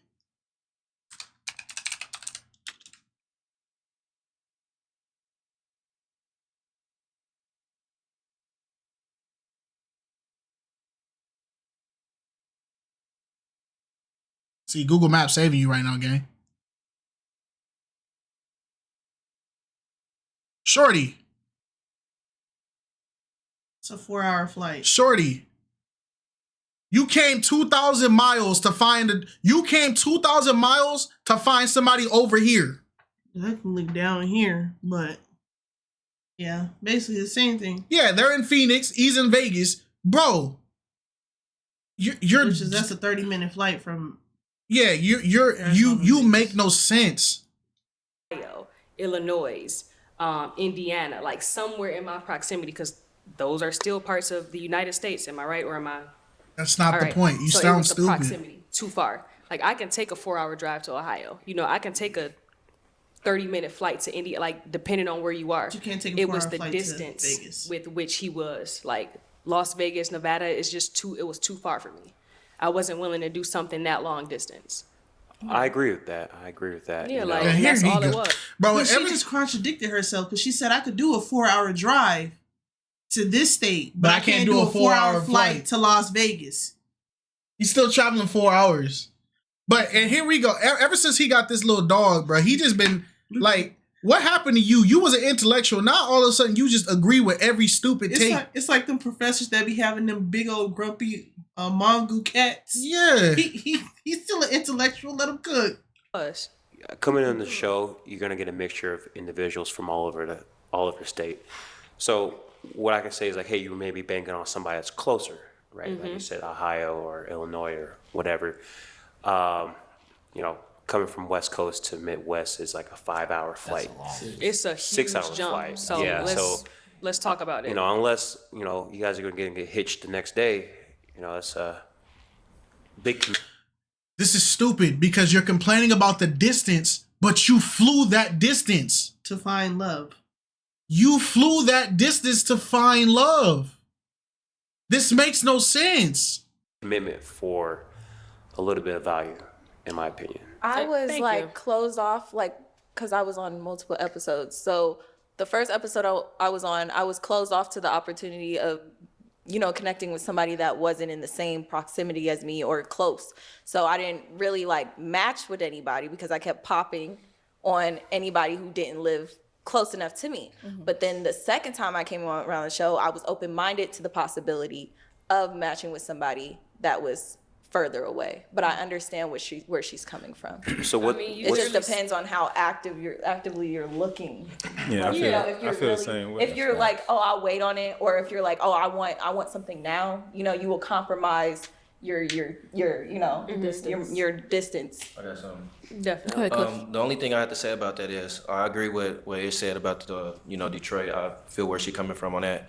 But the one thing that I did say when I introduced myself was where I was from. I was a project manager based in Las Vegas, so I wanted to make that clear to the ladies where I was from out the gate, because if it was a distance issue, then I would like for them to pop. Pop so right away, yeah. I didn't want to waste nobody's time. If I'm being from Las Vegas, that was going to be an issue. So that's why I made it clear that I was a project manager from Las Vegas. So that's why I wanted the ladies to know where I was from, because if it was she from Detroit or, you know, New York or something like that, if that was going to be the reason, then we could have got that out the way instead of me coming to the end and feeling like, you know, I had that connection and I had that connection with that woman, and, you know, it didn't go that way. So it would have saved us both a lot of time. You know, if I would have she would have popped out the gate and, you know, we wouldn't made it to the end to, you know, hear that. So that's my only thing. But I don't have no, you know, hard feelings or nothing about it. You know, she made her decision and she did what she felt was best for her. And that was being from Detroit, the distance was an issue. So I didn't have no problem with it. I feel it, and I understand what you were saying, but I missed that. I think I asked that again because I missed that. So to be devil's So, advocate, exactly what you were saying as well is like, you know, as we were on the stage as well, sometimes you don't really It was fully very catch low. everything, just like what you So said I as well. definitely missed that. Right. You kind of forget everything that they say. You kind of fixated or focused on, you know, either the person that you're looking at, right? You're sizing them up and down, so you're not really fully present in what they're saying, or, you know, you're fixated on one specific, you know, thing that they said. And This entire conversation is just mentally disconnected for me because there's a huge logic gap that all these people are seeming to just like gloss over. Like, it's easy to understand you want somebody in your vicinity and long distance is hard, but the logic gap is you traveled long distance to find a short distance relationship. And then even if you're saying like, oh, I can drive 4 hours, 5 hours, but that's too far. Even though like Alex pointed out, the plane flight was 4 to 5 hours. So it's like, what is the real difference between driving 4 to 5 hours and flying 4 to 5 hours? It's still 4 to 5 hours. They'll do it for the right person. Yeah. So this whole, like, this is just yap. This is really just a yap conversation because y'all all travel to the same place, but apparently it's just, you know, it's yap. Your mind's thinking about that instead of I other agree. questions. So I can see where you could have missed that and then wanted to, you know, hear that again. And that's why I agree. I asked again. Yeah, I agree with you. Well, you know, being on this show kind of opened my mind up to long distance. Like, I hit the bug, like, on my way back to Atlanta. I was like, maybe I could have matched with somebody, you know what I'm saying? Because at first, I didn't really get it that, yeah, we meet somebody that's across the country. But, you know, connection is spiritual, and spiritual knows no time and knows no distance. You understand what I'm saying? So, like, on the way back home to Atlanta, it kind of opened me up. Just like, you know what? I don't care where she at. If obviously we need some help, you know, that's why we on the show. So, you know, if I'm more open to entertaining communication wise with distance. Hold on, what? Bia walked in like a pro wrestler, no? She's changing down her mic. Oh. I also want to say, right, if you're willing to come to Phoenix to be on the show, that's because you want to be on the show. That means you can travel to go and meet the person. Well, he said said this on BM Talks to him also, but he was rudely interrupted on his own show when he said it. I'm glad he said it, because this whole conversation was stupid. Like, it's really sad that all these people, it wasn't clicking. Y'all came to Phoenix from Detroit, but you weren't open to dating anybody that wasn't too far from Phoenix. But you were already far away. It just didn't make sense. Thank you, BM. Thank you, because it didn't make sense. To Phoenix to be on the show. That's because you want to be on the show. That means you can travel to go and meet the person that you're trying to build with. Well, that's a one-time trip versus you trying to build a relationship with somebody and then wanting you to come out every. You came to Phoenix. You could have went to Pop the Balloon Detroit. You could have been to Pop the Balloon Indianapolis. You could have went to Pop the Balloon Minnesota. You could have went to, bro, there's a Pop the Balloon in every state. In country now. You came to this show specifically because this show was popular. This whole logic doesn't make sense. Every month or every other week, you know what I'm saying? But you want to be on the show. If you want to go and see that person, then you can travel. Can I chime in on that? Because that's exactly what I was going to say. At the end of the day, God, if you really like somebody and you feel that chemistry, ladies, catch that flight. Ladies, yes, fellas. So there's a saying where it says, I don't think she's sorry, I finished. didn't mean to interrupt you. You'll buy that watch. You'll travel to me. But what I was trying to say is that at the end of the day, if you really, really like someone and you're super interested, now there can be other determining factors like children, whatever the situation might be that may not cause you to move. Y'all will find that job. Y'all gonna find that remote job. When you really like somebody, you gonna do what it does. Love conquers all. That's very true. And like he said, we came here knowing that there's the possibility that someone is not gonna be from our town, So you have to come on this show open-minded. You have to come on this show understanding. But I get what you're saying too. Like, there's 50 states. That means you have a 1 in 50 chance of finding somebody in your area. A 1 in 50. So it made no sense. You guys are the worst bettors on history. I would never trust y'all to make a gamble in my life. And I don't even believe in gambling. Because this it's so sad that these are grown adults, bruh. These are grown adults. One of y'all's a professor and did not catch this. Because me too, I was kind of hoping I could meet someone that's a little closer to me. A little. Yeah. But at the end of the day, if I like you, what's up? And if you like me, what's up? You gonna make it happen. You gonna make it happen. No, I get what you're saying. And that's why a lot of us are still single. You're basing that off of a strong feeling. You can't get that feeling off of a couple questions with somebody. You came on the show! Oh my gosh, this woman needs to be studied, bro. I want somebody close, but I'm gonna travel far distance. But I only had to travel far distance one time to find somebody in my area. Stupid. Oh, but you're basing that off of a feeling, and you can't get that feeling on a show. But I also signed up to be on that show. So you signed up knowing that that feeling's not going to be there, but you're also saying that I can't stand.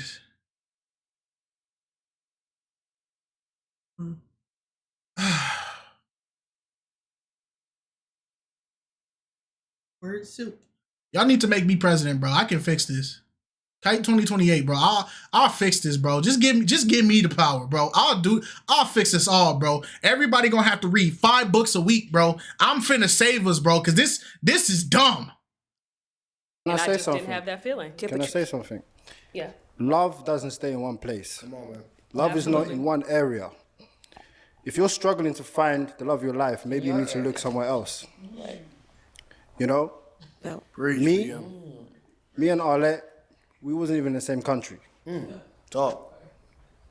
So just to kind of let you guys know that long distance shouldn't be something that is blocking you from finding somebody, because I'm telling you right now, if you're struggling, maybe you need to look somewhere else. And y'all are sitting there trying to explain how long distance is a factor to a guy that lived in the UK and found an American wife. It doesn't matter. That their experience doesn't matter because they're married. They don't get it. They don't understand it. They're not living it. They're not experiencing it. Even though they did, it's in the past. Nobody cares about their. That's what they say. They don't care about married people's opinion. And it's like, to him, this is probably the dumbest conversation he's ever heard. To hear that somebody, I found my wife in America and I was in the UK, and then to hear a guy go, I can't go to this girl because 45 minutes is too far a drive for me. Oh, I can't date this guy because 5 hours is too far for me. But he was a whole country away, continent away.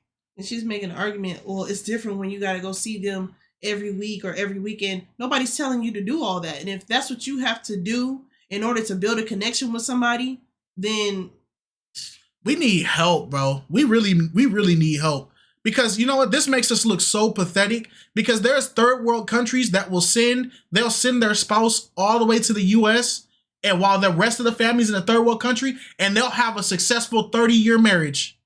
But we can't date for 45-minute distance, 5-hour distance. We're pathetic, bro. Long distance can actually make your relationship a lot stronger. It's a temporary. Trust and it's factor. temporary. One person can move. You know, I understand it can be hard, but if you find that person that is the one that you want from somewhere else, you know you're not going to get that person where you are. Maybe you need to find a way to make it work. Right. And that's what the show is about. I'm out. Preach, man. I was like, oh. Because that didn't make sense. BM talks to them. BM talks. BM talks. Yeah. All right. So, Rob, you got a couple of bald comments, and you know they also mentioned how you talk and things like that. Let's take a look at your segment. Bald is not really my thing. I think I can't even control it. I know. I don't mean to say it like that. It's just I feel like maybe if we were 40s and like you were bald, then it would be like different. But we're like really young. I know. So yeah, that's it. And then I don't want to be mean, but I just don't really like how you talk. Oh, okay. All right. Hi, my name is Camina and I'm 27, and it's just about the hair thing. The slow. Right. To say that it'll be okay for him to be bald because if he was older versus we're all really young and he's balding and it's not okay. You know, people can develop traction alopecia as young as like 1 or 2 years old. Yep. Things that people can't really control. It's like, what are you talking and about? this, you know what? This just proves Jay's point. Y'all can sit there and say stuff and make comments about things people can't change. But when it comes down to things that you guys actively choose to do, y'all don't want people to say anything about it. Women are superficial. I can't even defend. So, Camila, you said it's just about the hair thing. You don't like bald either? No, not really. I grew up all my life with my stepdad being bald, to be honest. Oh. You're not dating your stepdad. Everything just goes, bro. Her family is everybody, bro. Her family is an anime character, a cartoon character. Her family's Asian. Her family's white. Her family's Egyptian. Her family's freaking Kenyan. Her family's dude from Brooklyn. Like, everybody just reminds you of your family, bro. I need to see your family tree. It's just everybody on there. Life with my stepdad being bald, to be honest. Oh. Yeah. Family trauma, girl. I don't have a lot of family trauma. It's just that, you know, I like a particular look for me as well, too. Just like everybody has their type. And it's just, for me, bald is just not for me. And I've seen that too many times growing up with myself. I just prefer hair. But, you know, once I be an old woman, I probably wouldn't care. But as me right now, as a young lady, I want a man with hair on his head. That's all I was saying. That's it. Okay. Bald just mean a lot of testosterone, ladies. They got that, you know. I don't care what No, it does. It does. Testosterone is linked with hair, y'all. Ladies, they got that, you know. I don't care what it mean. I like a man with hair. All right, so Ish, you kind of mentioned how he talks was one of the reasons you popped. How does he talk? What was it?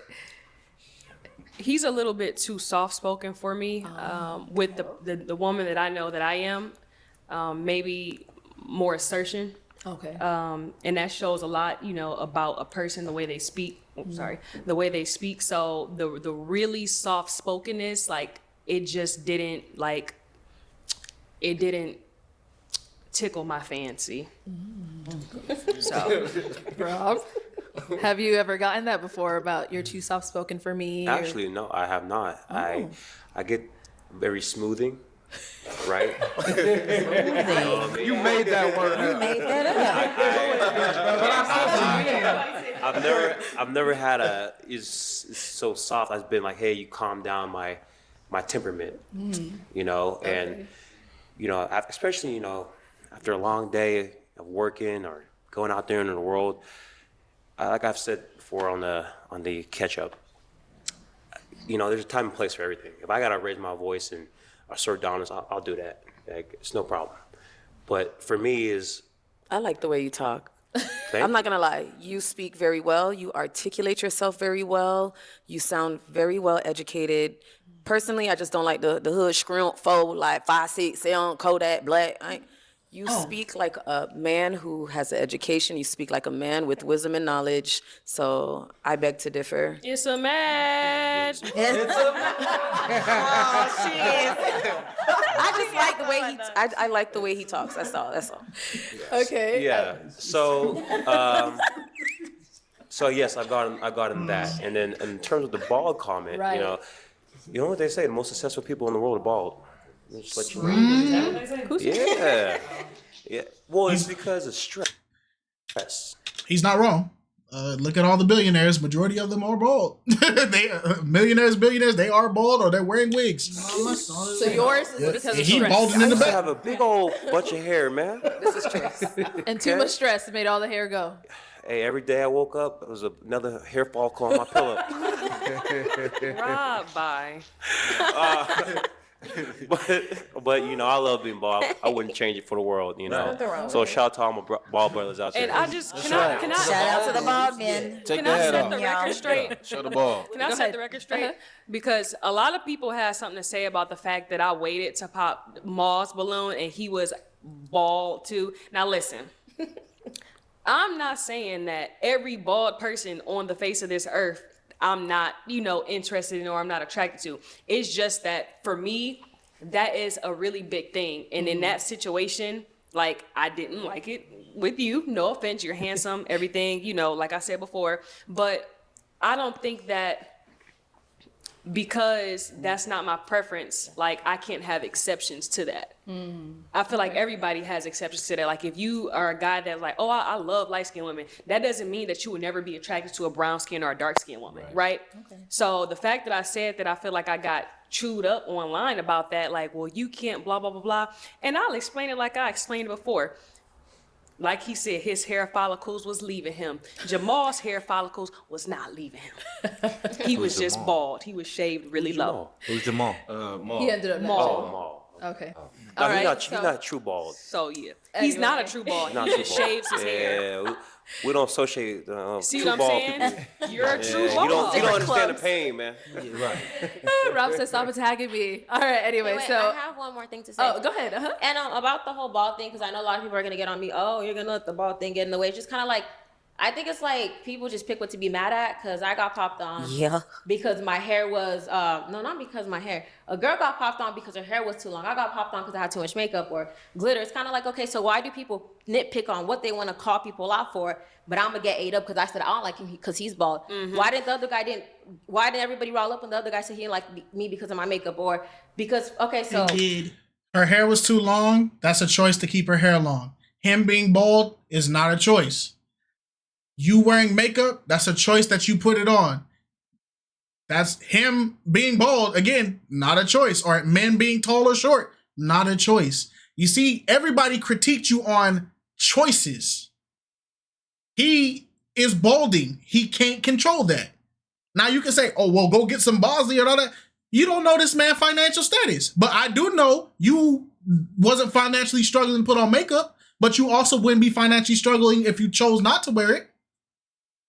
They criticized you on choices. Y'all criticize on things that people can't do nothing about. Maul popped on a girl because she had glitter on her chest. I popped because I have glitter on my chest. It's kind of like we kind of pop for the same thing. So it's just like people like what they like, regardless of what the next person think. If you like how he speaks, you like how he speaks. But she don't like how he speaks. We're just all different in a way. I just don't like bald guys, and I feel like I shouldn't be getting attacked because what do you guys want me to do? Oh, you're bald. Okay, I'm gonna just be with you just to make the comments happy. I'm not. It's my life. I just don't like bald guys. Either you take it or you leave it. Okay. I was gonna say that earlier. Love it. Okay, let's move on to our next clip. So our next clip actually does involve Kamina, aka Haitian doll. Hi, my name is Kamina. I'm 27, and I popped my balloon. You're not ugly. It is the haircut for sure because. Long story. Somebody that I dealt with had that same haircut. It's just PTSD, low key. One of them haircuts. Yeah. But I healed from that moment. I'm able to say right then and there, this is what gives me trauma. And I do not want to wake up to man every day to see that haircut. And it's just going to bring back memories of what happened to me. So. Her family. So Kamina. I was so serious. I was upset, y'all. So Kamina, as we just saw on Pop the Balloon, you were like, oh, PTSD, low key. And it was like kind of like it didn't seem as serious. But then when we spoke about it on BM Talks to them, it was like a different tone that you had towards the situation. Can you talk to us about that? Yes, and I want to apologize for even coming on the podcast like that, Arlette. It was just, it's different when you're saying it to somebody on the show, like, okay, PTSD, whatever the case is, because it is true. The story is true. And people might think it's crazy, because there's times when I see a guy with that haircut, I'm like, oh, it reminds me of that person, and whatever the case is.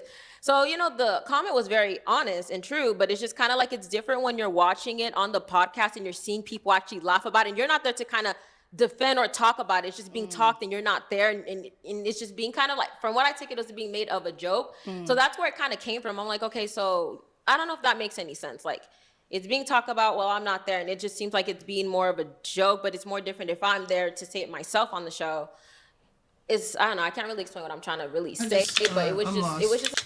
She's talking about when the guys, when they did the panel thing on BM Talks to him, and they made the joke about the PTSD haircut thing, and how it was a serious thing for her, and she felt kind of hurt that the guys joked about it. But then it goes back down to, like I said on that same reaction we did, if the guys knew how serious it was and they still joked about it, that's messed up.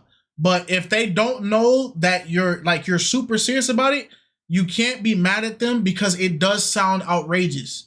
A hairstyle gives you trauma. Like it's like, does it have to be a certain length of that hairstyle? If I let the sides grow out of the hairstyle, but I still keep the base of it, is that the trauma? Like, so it's an outrageous thing, but that just because it's outrageous doesn't mean that it's not true. It's just, if people don't know, they don't know. Yeah. It's a little bit hurtful because I did talk to Kendall outside of the show, and I did tell him, I told him about the haircut thing because he asked, why'd you pop on me? And I'm like, I wasn't lying. I did have somebody that I messed with always had that same haircut every time I see it. It reminds me of him, and it does bring back some type of PTSD for me because the whole relationship was just very terrible. And the fact that, I think that's what also made me mad. The fact that I told him that and I saw him on the show just laughing about that too. It just kind of made me just kind of mad at him, and just, I shouldn't have been mad about everybody else because like you said, everybody didn't know it was kind of like, a joke, but Kendall kind of knew exactly what it was, and for him to do that, and it just made me kind of like be upset. So that's what that was about. Quick question, because I noticed with yours, right? You said a lot of comparisons with your family. What's that about? Like, you compared every male to your family. Not my family. First of all, my cousin's baby daddy. The only one that I compared with my family was him. And I would even say the guy's really family. He's my mom's best friend. His name is Jonas, and he looks just like him. And us Haitian has that, exotic look. And I'm gonna just bring that out. Shout out to my Zoes. Haitians are very beautiful. I mean, look at me, look at her. And look at him, even though you're not Haitian, you look at him. Very beautiful people. I love my people. He got drafted in. It's just kind of like when you grow up with certain people that, I don't know, it's just he looks a lot like Jonas, but I don't know, maybe I know a lot of people. A lot of people know who I'm probably around a lot of people. So yeah, a lot of people do look like other people. Not trying to, make it seem like, oh, you look like this person. It's just what it is for me. Can I say something to you? Yeah, go ahead. I love you. As my Haitian sister. Yeah, go ahead. You gotta let that go. Let what go? For holding on to other, because at the end of the day, somebody's gonna always kind of look like somebody. Like you just said, you know a lot of people, so you're gonna be able to find something in everybody that reminds you of somebody. But don't let that hold you from your body. I mean, I'm looking your at person. a lot of people right now. They don't remind me of a lot of people. It's just- She just. It's just like you try to explain a concept to somebody, and they're like a piece of bread, and they just fall over and just completely just miss what the person's trying to point out to you. You compared this guy's voice. You said he looked like your sister's cousin's ex-baby daddy. You called this one your family member. That's 3 people right now in this vicinity that's nearby that have been compared. So it's like, of course people are gonna, you just said his voice sounds like your stepdaddy. So it's like, you feel me? You're doing it. I think I get what Kamina is saying, because we had a conversation off screen. Like, my brothers are handsome. Like, I have a handsome family, but I would never date a guy that looked like my brother because you remind me of my brother. Like, I'm gonna think about my brother when I see you. So the fact that they remind her of somebody that familiar to her, I think that's where she's coming from. And I wouldn't dabble in that either. Like, even if I did think they were attractive, because it's like, you're gonna remind me of my brother. Like, oh, you look like my brother. Get away from me. Like, this is weird. Yeah. Like, I don't want to kiss you. I don't want to cuddle you. Like, that's just the energy that I have because you resemble somebody that's on that level with me. And I think that's what it is. Not saying that she's comparing everybody to people she likes or just trying to find a reason to not like somebody. Like, if it's not there, it's just not there. Yeah. So I get you. Yeah, no, I mean, there's like a lot of people in this room right now, and I don't really think anybody besides you two look like somebody. I mean, you know, I'm just saying, like, I'm just saying, it's just what it is. Just being honest. Got it. And then now the word group chat was thrown around so many times. So let's take a look at this short clip.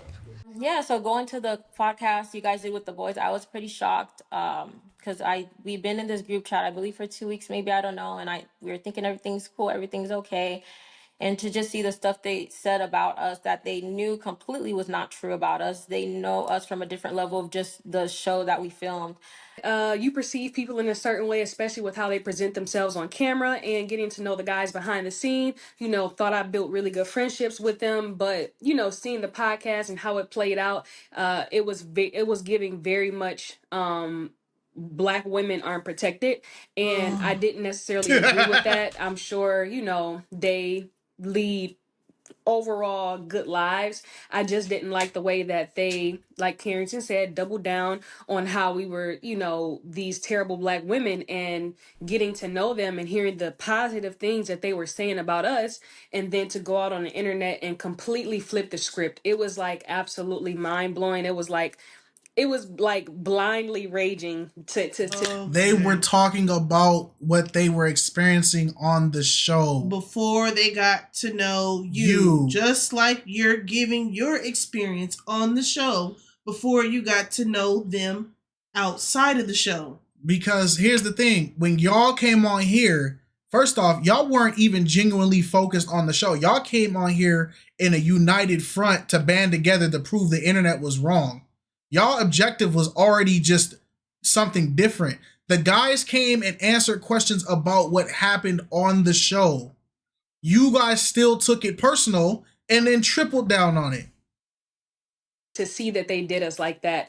Okay, so this group chat, was it everyone from the episode in one group chat together? Is that what this was? Or? Let me just say. Mostly everyone. Go ahead, Tiffany. Let me just say, as soon as I left that building, I said, don't add me to no dang group chats. Oh. I've been through this before. I was on a previous episode, so I know how messy it can get.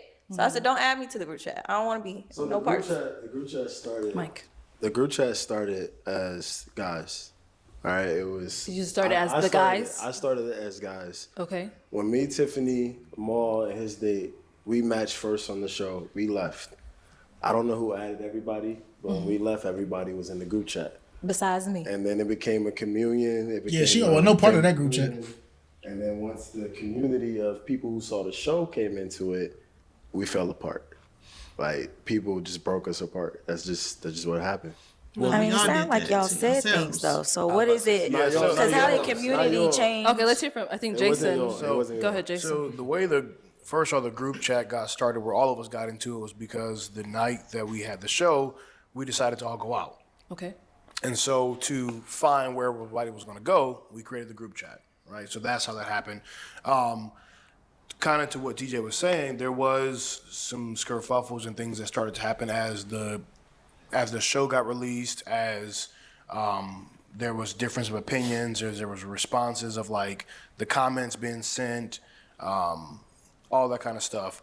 I guess from my perspective, like some of the ladies were saying on there, I was confused on the part of like not protecting black women or what that meant. From our episode, none of us said anything derogatory, rude, crass, or anything like that to any of the women, especially them as black women. We told our experience on the show. We responded to some of the things that were said about us, but none of us were coming at black women, coming at them at all. They're upset because the internet was dogpiling on them for all the bad things that they did, and they wanted you guys to white knight and no, they're not bad, leave them alone. But then when they heard you guys just tell your actual experience, they felt betrayed because they felt like you guys should have just threw everything and just said, I know you guys just watched them be terrible people for an hour and a half, but we know them in a text message and they're great. That's what they wanted you to do. And even if they would have did that, who's to say y'all wouldn't have turned around and did the same thing to them? Right. No one's gonna sit up here and be biased and disingenuous about their experience with you to please you. If they ask me, how was it going shopping at Walmart? And I go, you know, when I was going to shop at Walmart, let me say this first. Target is not as bad as a store. It's like, what am I talking about? How was your shopping experience at Walmart, gang? Or anything like that. And so that was super confusing to us as guys. Even people in the comments are like, what are they talking about? There's nobody coming for them as, you know, black women or whatever. And then too, even if that was the case, it was weird to me because it was like, well, on the show, if you're saying coming at black women, what do you call it when you're telling a black man that his teeth are, you know, horrible in front of, you know, millions of people? What is that? Is that protecting black men? Nope. But nobody will ever say it because they don't care about men's protection. It's a preference. Okay. We live in a double standard world. They don't care about men's protections. You know, and so all of that was like super confusing to me. So just to touch on what I said, the protect black women thing was not that you guys were attacking us, is that you knew who we were as women behind the scenes, and you seen what the internet said about us, and you guys had the opportunity, the platform, the time, the space to be like, hey, you exactly. You see what I said? I just said that. They wanted them to completely ignore the questions and just rush to their defense. But they did do that. They answered the questions and they said, after we got to know them, they're lovely women, they're nice, this, that, and the third. They still did it. Just because they didn't do it the way that you wanted them to deliver it to the internet doesn't mean they didn't do it. Yep. They did it, but they didn't do it how you felt they should have did it. Get out of your feelings. You guys should stop talking about these women in that way. We've met them on this level and they're this way and they're like, you had the platform to clear that up. And you didn't do anything. Are you saying like so you wanted to people like to comment on the comments, or what are you specifically saying we should have done? You had like I said, you had the opportunity to speak up for us in a positive light. Like, let's not act like we're not on these platforms and we have a certain level of power. Mm-hmm. Like, there were episodes where, you know, the women said something about, you know, whatever, and then you had the guys clap back in a negative way or be sassy or whatever. And, you know, there wasn't really much scrutiny toward, I'm not going to say there wasn't any scrutiny toward the women because I'm sure anybody and everybody has something to say. But we got it the worst, I think, because we were being honest. We were being asked to be specific about these things. And because you guys, you know, portrayed yourselves, you know, in a way where it's like, okay, you were nice, laid back. You were kind of like, in a way, the internet. The men in your episode carried themselves appropriately. The women in your episode were confusing. They said things that just simply did not make sense. They went back on things that they would say to one person and then do to other. They popped on dudes as soon as they took a step out without giving it a second thought. They all were wearing 4-inch high heels, but didn't understand that high heels add to their height. So they're not really that. You guys did everything possibly wrong. And the guys did everything smooth.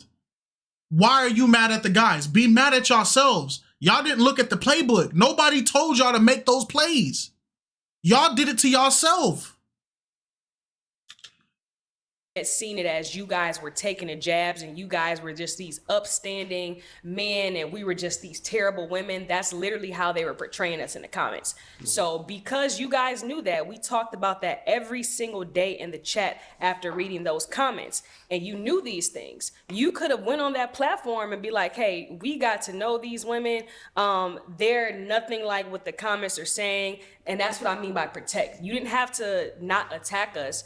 You could have used that platform, that space to give a positive light to what we were going through.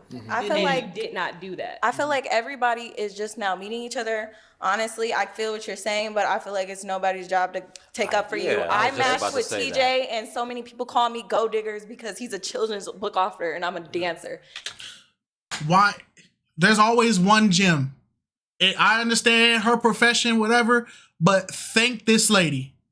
Because they don't want to be accountable for nothing they did. They just want to blame. It's everybody's fault but their fault. Thank you for being, and look, as she says it, they're not happy with her saying it. And perception is reality. If somebody perceives you a certain way and that's how you present yourself, that's that person's reality of you. Dude. I didn't ask him to cape up for me. Yeah, you know, everybody, we're all grown here. We're big women. We're big men.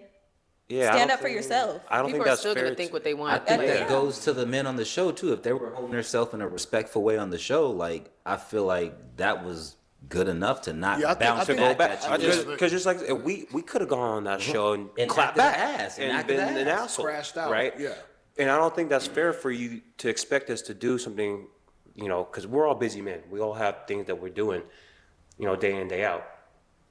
I mean, what did that have to do with the podcast? We're not asking you to defend us every day online or anything like that. And I'm not even asking you to go online and just be like, you know, just defend us. But the responses that I got from the podcast, like furthering that, it just further proved that it's like, oh, okay, yeah, these were these good men and they just happened to get trapped with these bad women. Not saying y'all had any responsibility to do that, but you didn't. Like, you did this to yourself.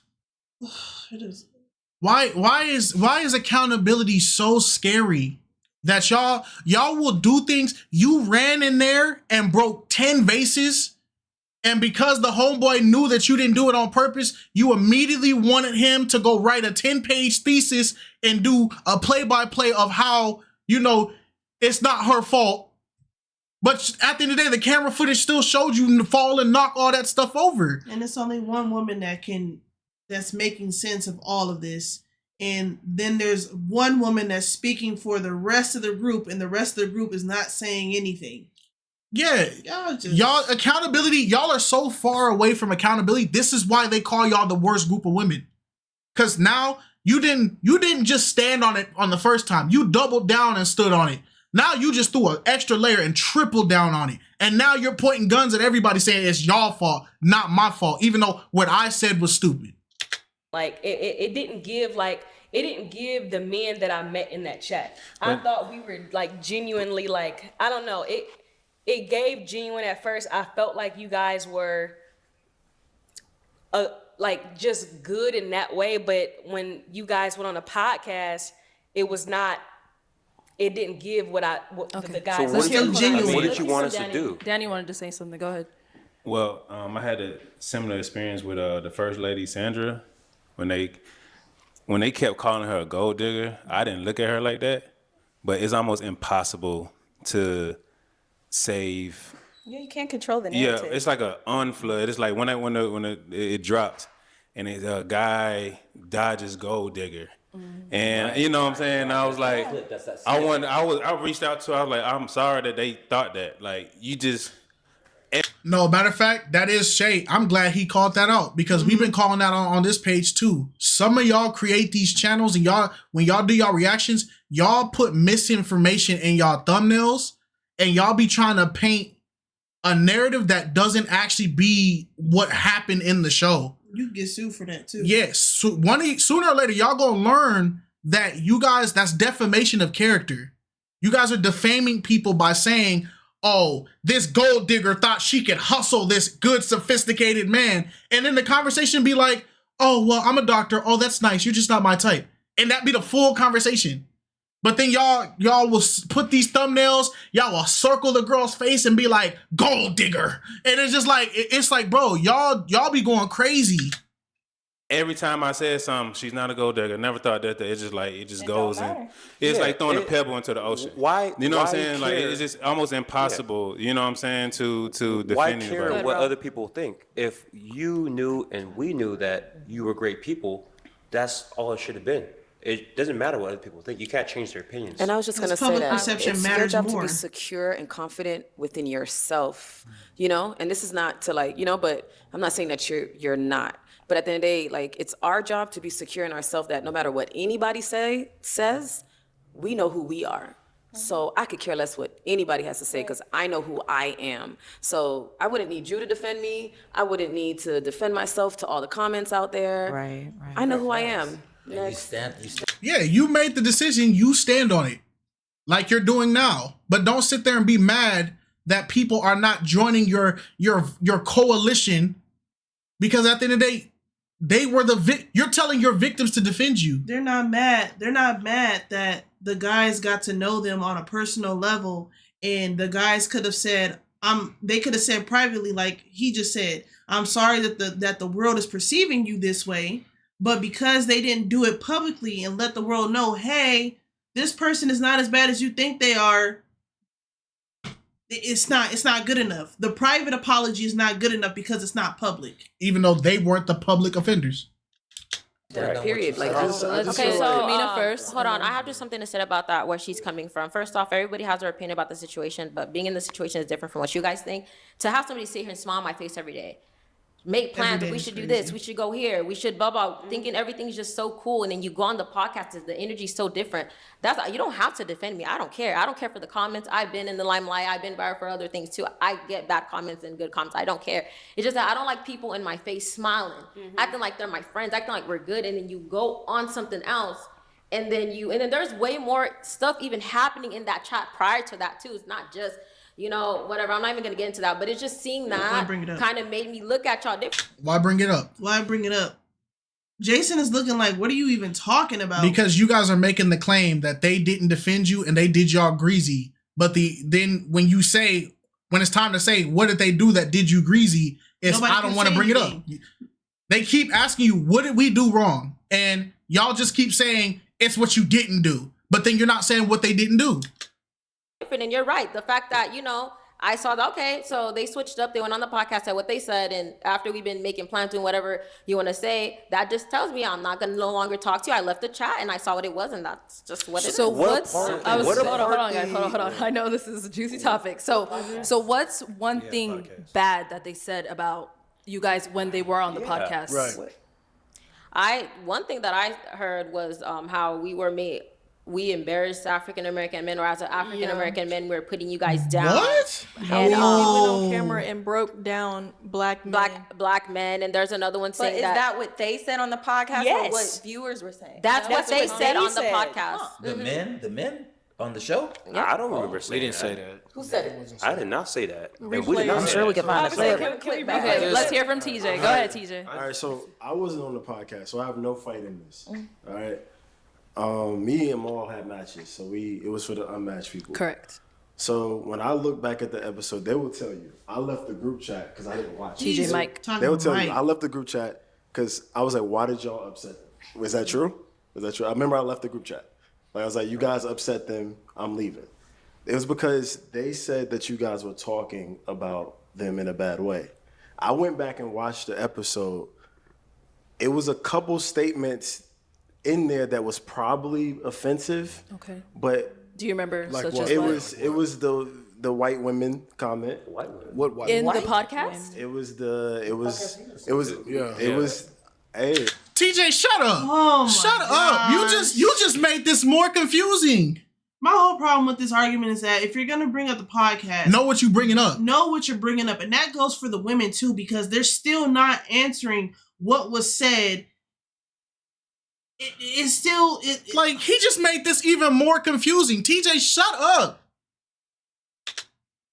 That's the only thing I remember, and it was the doubling back. That some of them doubled back. I don't want to say anything about white women. I feel like we just answered the questions that was brought to us. That's all. It was those two comments that I heard. That was it. So it was they doubled back on some certain women. I mean, if you let me finish, I'll say it. Okay, go ahead, TJ. So it was somebody said in the podcast that y'all was doubling back, and that they didn't mean to pop their balloon. Are you talking about the women's podcast? Yeah. They're talking about No. Okay. That the men said that they was doubling. The women were doubling back on them, and that they were regretful for popping their balloon. Oh. And the women was like, "We ain't want y'all. Like we stood on business." And so they felt like y'all was lying about doubling back. And the second thing was somebody did mention this is a problem in the black community, and that with white women, that's the second comment. So there was a miss. Okay, That hold was on. it. I know. That was Okay, it. That was okay. it. First of all, I don't know anything about this doubling back situation. I don't remember that at all. Said in the whole podcast. I do remember that comment. You do remember that? Yeah. Who said that? They just basically said like, oh, off the camera, it was different. They I wish they remember would that too. not have popped. But that's not doubling back. that's That saying the was energy was different that out there. is the energy that we said. Okay, on camera, right? You know, these women said yada yada yada. But when we met them off camera, they were very cool. Oh, okay. Yeah, that's what we meant by doubling that. back, Okay. Yeah, TJ, you just made this situation even worse, dog. And I think the black community comment was talking about how superficial a lot of this stuff is. Yeah, because Anthony was a highlight of that episode because of how people kept popping on him and talking about his face. Yeah. So it's like, bro, TJ, you just made this so much more convoluted, dog. Second part of that with the white women, I don't know anybody said anything about white women. I mentioned the black community. What's wrong with the black community is that a lot of us look at materialistic things instead of things that really matter. And the other races, I don't know, I didn't say white women, I said the other races don't do that as much. Is that because you are you? What is your who? This is a prime example of somebody trying to force an argument. Yes. This is somebody trying to force an argument because they feel like they have a point to prove. Because y'all made this claim, y'all didn't have any receipts. Then y'all made another claim, and now y'all didn't have any receipts again. But then now somebody clarifies a misconception receipt y'all brung, and now it's like, let's move the goalpost. Does that mean that blah, blah, blah? Y'all are just capping. Because you are you? What is your what is your dating preference? Are you typically dabbling in that to What does that understand? have to do with my question? Or Because you're talking about the black community, so do you go and date? So is this true though? What I said? I think that's the point she's trying to get to is are that you why with other races? Are you a part of the other races? I Like, love all races. for you to be able to say that, like, black people, we always talk about our race and what the issue is with our race because it is our race and we Just because he dates another race does not certainly mean he doesn't have the right to talk about black issues. Y'all are so, just because he dates other people, he dates all types of women, but because he dates all types of women, he suddenly has no opinion about what he's experienced as a black man? Common sense is not very common. We just did all this bull crap about it's giving not protecting black men or women, but then as soon as a black guy dates anything, it's well, why are you talking about it? You don't even date us. It's like, bro, maybe because all these problems that y'all bring is probably why he stopped dating y'all. This is pathetic, bro. we know that and we are constantly putting our business out there where other races aren't doing that. And if we're not involved in all these other races, then how do we know that that's a thing? How do we know that that's a fact? Okay, so what I'm referring to is the music that we listen to, the way we speak about our women. Okay, that's what I'm referring to as when I say the black culture. Our culture is messed up. When you listen to rap, it's derogatory. It puts down women. It's talking about money, cars, yada yada. If you listen to any Spanish music, white music, or not white music, but country, you know, you know, whatever type of races, they don't talk about those things, right? They do. I disagree. Ways. They do. I get what he's trying to say. They do though. We went through country be saying some crazy stuff, and then I don't know, bro. There's Google Translate on some of these Hispanic songs, and I'm gonna tell you now, they talk about the same stuff. Look at Mexican OT.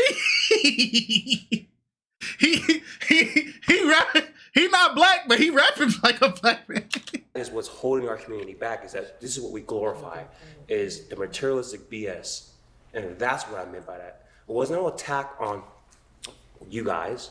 It wasn't no attack on a single individual. I was talking it as a whole race and culture, and that's it.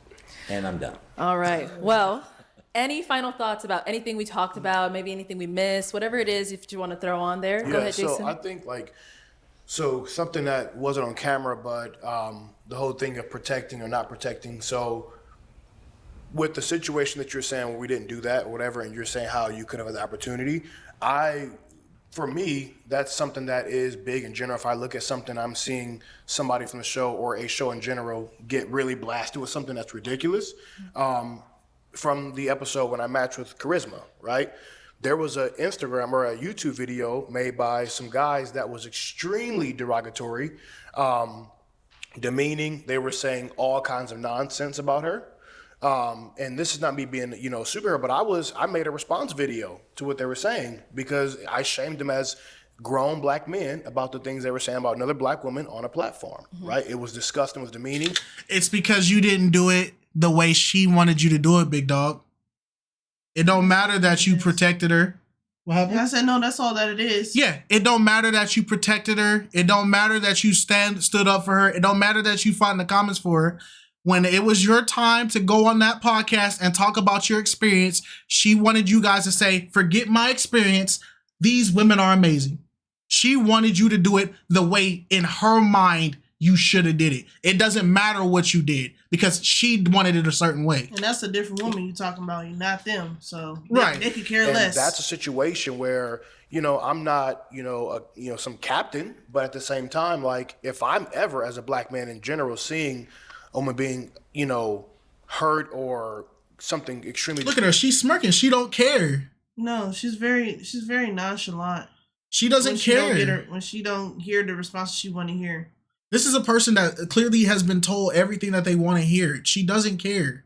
Demeaning or derogatory, I'm going to step in. So I guess for me to hear that, it was kind of like, what do you mean? But at the same time, like for us, it wasn't like you were saying we could change a narrative. It was more so us responding to things. And I don't think it was in that situation needful for us to come on and just say, hey, we should have responded badly to them, because I don't think it was that they said wrong things. Well, everything they said, even on the show, was their preference. Mm-hmm. The reason, like Ish said, the reason it got highlighted was because of the way that we responded. And I said, the thing is, when you have guys on the platform that have motion outside the show, they're not going to be like crashing out on the show when something's said about them. It's just like, right. Okay, it is what it is. Okay. So, yeah. Any other final thoughts? Yeah. I just want to say thank you to you, Arlette. Thank you to BM for just you guys having a true passion. A lot of people you'll see in the comments, this is staged, this is fake. Oh, you can really tell at this point this is staged. This is a wife and a husband who truly want to connect people and really want people to find love. It's happened. While there hasn't been a lot of matches, and even though there has been matches, and some of the matches didn't last, like mine, there is true intent in this show, so I'm glad that I was able to come on and inspire people. I didn't mean to pull my wig off, but that I just want to say thanks. I agree with what she. I want to piggyback on what she just said as far as you and BM. Like, I don't think people understand that you guys are opening up your platform to kind of like help other people bring their platform up. You know what I'm saying? Like, cause I swear to God, I didn't know nothing about this social media stuff. The Instagram been popping lately. Like people all in the DMs and like, you know what I'm saying? Like I stream on Twitch. So like all that carries over to my Twitch. And that's because of you guys. Like, and that's like, that just shows the unselfishness of you guys. And the horrible thing is there's people that will take their clips from their show and put titles like Arlette is messy. Oh, Pop the Balloon is this. This is why we shouldn't do Pop the Balloon. And they won't add no substance to it. They'll just let the clip play. And the reason why you ain't gotten copyright strike yet or you ain't got it taken down is because they let you keep that clip up. Because us as prime example, when some of y'all post the stuff that we do, YouTube be letting us know. They be like, hey, man, by the way, this is your content. This is your content. And we let you make it. Is to actually put that out there and you know what I mean, like allow, like you guys aren't hating or saying, oh, you don't get my viewers or don't, you know what I mean, like you guys are actually pushing for that, so that's a big ups to you guys for real. Thank you. My final thoughts would be to never, you know, there's more to people within what meets the eye. I came on here and I said my profession and everybody had, you know, things to say, preconceived notions about me, but I'm glad I was able to showcase my personality. I can only thank you and BM for that. Like I said, all these people have different personalities, different stories, and it's very interesting to get to know each and every one of you because, you know, you all have a story to tell and, you know, places you want to be. And I really like respect the platform because it has helped me, you know, showcase who I actually am. And it's crazy that she is the only one through this whole entire thing, the only female through this whole entire thing that didn't say something stupid this entire meeting. Johiko was spitting facts too. Johiko was spitting facts, but Johiko missed in the beginning a couple times. But her and Johiko basically was keeping it 100. Johiko was writing really hard at the end, and I respected it. But she's the only one that was really just like calling it out. Yeah. And I feel like there are gonna be a lot of talks about her from this group. Because she didn't die on the women hill. She not a part of the group like that anyway. She care less. Hey, shout out to you. I wish you the best of luck. You got it, Tiffany. Danny. Well, like I was saying, being on the show opened my mind up to saying my love may not be in Atlanta. You know, there's a lot of good women across the country, and it slowed me down actually for looking for love. It's like, you know, you can find a $20 bill, but you discover treasure. So it's like, okay, I'm gonna let the love that I've been looking for come to me. And so that's why I appreciate this platform because it's like, I think all these women are good. Especially in the lineup I had, I think all of them found something else like, dang. So it's like, okay, I'm just gonna slow down and just focus even more. So it just really tuned me into, let me just be my complete self because all the brothers are good, the women are good. It's just like, it's a lot of good people in the world. And then when we get to bring the positivity out of the situation, I think we be able to uplift each other, you know, because it's entertainment at the same time. So they hone in on the negative aspects of it. But when we really hone in, it's like, dang, us as a people, we do need to come together. And then we get these matches and then you be able to start family, and that's what creates generational wealth. You know, then we'll be able to find the positive aspect in what you're doing because the goal is like what y'all two have, BM and Arlette, y'all power team, y'all power couple, and y'all trying to put that out there. And, you know, so that's what I got from the show, and I just appreciate that, you know. Thank you. Yeah, I was just gonna thank BM and Arlette. Obviously, the platform is amazing. You give people a space to grow, even if it's not within a relationship, and I really appreciate that. One thing I will say is for the people out there that are watching. She couldn't just say, oh my gosh. Let her finish. We jumping too fast. All right. I'm gonna let him, bro, I swear. Let her finish. To grow, even if it's not within a relationship, and I really appreciate that. One thing I will say is for the people out there that are watching, you know, these shows, not just this one, but in general, you have to realize the internet is not really a real place. Like, you guys were saying so many awful things, and not just about me, about a lot of the people that are sitting on this couch and even the ones that didn't make it to this couch. You do not know these people. So in your opportunity to just thank the hosts and move on, you chose now for the fourth time now to address the internet. You chose to address your haters for the fourth time now. And it's just, bro, accountability died so long ago, dude. And I don't even think it's people being haters on the internet. It's people calling out the hypocrisy and just the redundancy of the things that people say. Like, just because somebody calls you out for something that you say doesn't automatically default them as a hater. They're just calling out what you said to them that it didn't make sense. You had the opportunity to end it off with grace, and you just couldn't.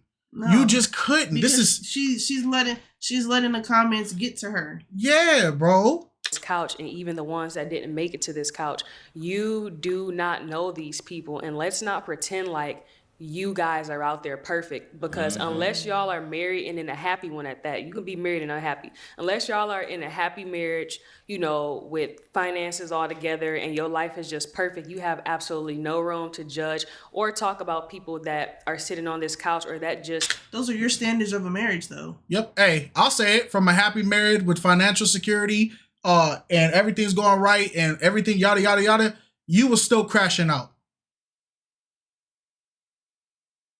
And it shouldn't matter whether somebody's married or not to have an opinion on the way you conduct yourself on the internet, whether we know you or not. Of course, we don't know you. We only know you from your internet footprint. We only know the digital footprint that you left here on this internet. You mad because we criticized you for what we saw you do.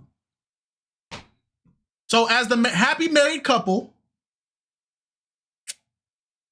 you crashed out. Sorry, that's tough. That's you know, happen across your screen one day. And stop going out of y'all way to be mean to people, because you don't know how it affects somebody's day. Like, I'm a pretty strong person, but I was damn near blocking 10 people a day when the show first aired, because you guys were saying all types of negative things about me. And for that to affect my day, I really don't be caring what nobody say for real, but for that to affect my day, that gave me a new perspective on how I am going to decide to carry myself on these social media platforms, on the internet. But what did you do to cause these people to say this about you? Not only that, why are you choosing to carry yourself in a different way now that it's on the internet when you were already carrying yourself like this before the internet? So it took for comments to make you start self-reflecting? To make you start self-reflecting. And I'm not saying it's right, and I'm not saying it's okay that you had to experience that. We experience scrutiny on the internet all the time, and sometimes 10 times worse. We're blocking almost thousands accounts a day, but that's the thing that we signed up for when we got on the internet. Yeah, we may complain and grope and moan about it, but we kick ourselves and we just keep pushing. There's nothing you can do about it. A lot nicer. I'm a lot more graceful. Not saying that I was mean or anything, but I'm a lot more graceful on these platforms because you just really don't know that person for real, and you don't know what they're going through. So be nicer and stay blessed out here. Yes. Amen. I second that. Miss Detroit. Second that. Go ahead. And I want to say, obviously, thank you, BM and Arlette, for having me on the show. It was been a great experience, even though there's it's kind of like a roller coaster, but overall, great experience. And I love the outcome that I got. Even though I had bad comments still, I still like the outcome. And I also want to talk to you guys.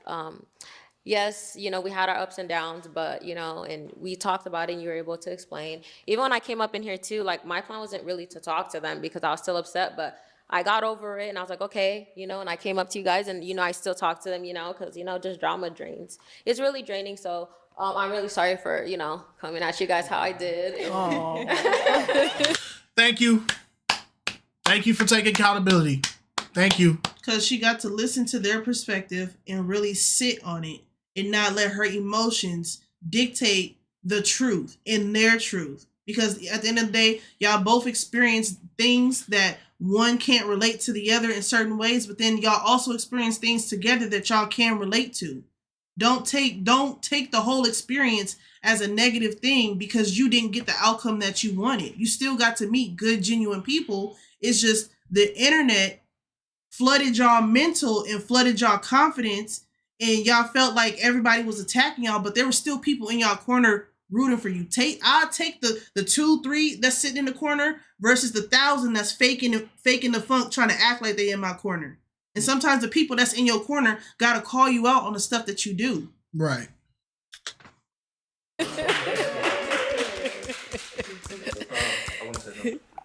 You done? Yes. Okay, I just want to say, my bad. I want to thank BM Arlette too as well. And I just got to say to everybody out there, I appreciate the girls for episode 23. Like I appreciate y'all, for the opportunity. But also I want to say that, all of us that come out here, you got to come out there with confidence. And, a lot of people don't have that courage and that, that confidence to come out here. So for all of us to go out there, it's really tough because, you get judged for the good or the bad. So I just feel like, all of us had, we all had to step out there and, take a leap of faith.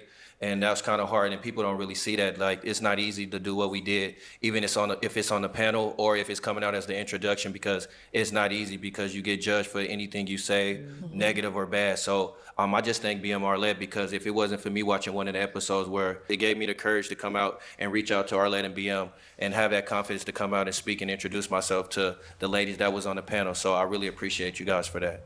Nice. Yeah, and then I guess my closing comments are, love is hard. Love is not eternal, but everyone should take that leap of faith and always hope to find that special person.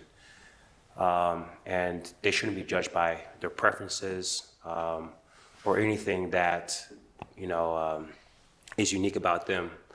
So, thank you, Arlette. Thank you. Rob, what are you talking about? We shouldn't be judging people on their preferences. Their preferences are what they're actively telling us they choose. So people should be able to have an opinion if they have a difference in preference. Just like how y'all got differences in opinions or preferences on who they voted for. Yeah. It's a preference. Yeah. Now they shouldn't come at you over it. No. But if people don't like the preferences that you're putting out on the internet, people have a right to talk about the preference. If it don't make sense to people, at the end of the day, it's up to you what it is. But at the end of the day, people still can say, hey, this don't sound like it makes sense. Because other people are like they're having opinions about people's preferences based on their own preferences as well. That's why they watch the show. Yeah. We watch the show to critique other preferences. BM, what you guys are doing is really impactful to not only these individuals here, but people outside of, all across the world, honestly. Yeah. Thank you. Well, thank you. The production team too, my bad. Oh, yes, of course. We can never forget them. They gonna let my boy Jay speak? Shout out production. And honestly, thank you to all of you guys, because you guys gonna let my boy Jay speak? What makes the show. Every single one of you came out here, you let your personality shine, you spoke your truth, you didn't care what people had to say. You're like, I'm going to put myself out there, I'm going to go find love. Even if you didn't find it, you still were able to put yourself out there. And that takes a lot of bravery, and that takes a lot of guts, and you all did it. And honestly, thank you guys all for coming and taking your time to be here again today. So big up to you guys. Let's make it up. There's some noise. I just wanted to, last thing I wanted to say was, always remember everybody does have their preferences of what they like and what they don't like, but we just had enough guts to come and do it in front of millions of people. So next time you guys want to sit here and say, oh, she popped because of this or he popped because of that, it's just kind of like this happens in the day-to-day world every day, but we had enough guts to actually say what we like, what we don't like. So I just wanted to bring that to light, because at the end of the day, everyone just likes what they like. Okay. Word. Jay? I just want to thank Arlette and BM for giving us a safe space to be transparent and get to a place where we can actually be truthful about our likes and dislikes. Take these opportunities when people are being transparent to not look at the negative, but look at it as an opportunity to improve upon the negative, right? So if you are short, you can improve your style, you can improve your money, you know what I mean? Don't focus on the negative so much as, I can't get in where I fit in here. Try to figure out, I messed up. Forget it, man. Thank you. No, I get what he's trying to say. I get what he's saying, and she frowning up at it because it kind of dings like what she's been talking about this whole time. She's been focusing on nothing but purely the negative, and she didn't see the only positive thing about it was she's been able to personally grow. Okay, well, how?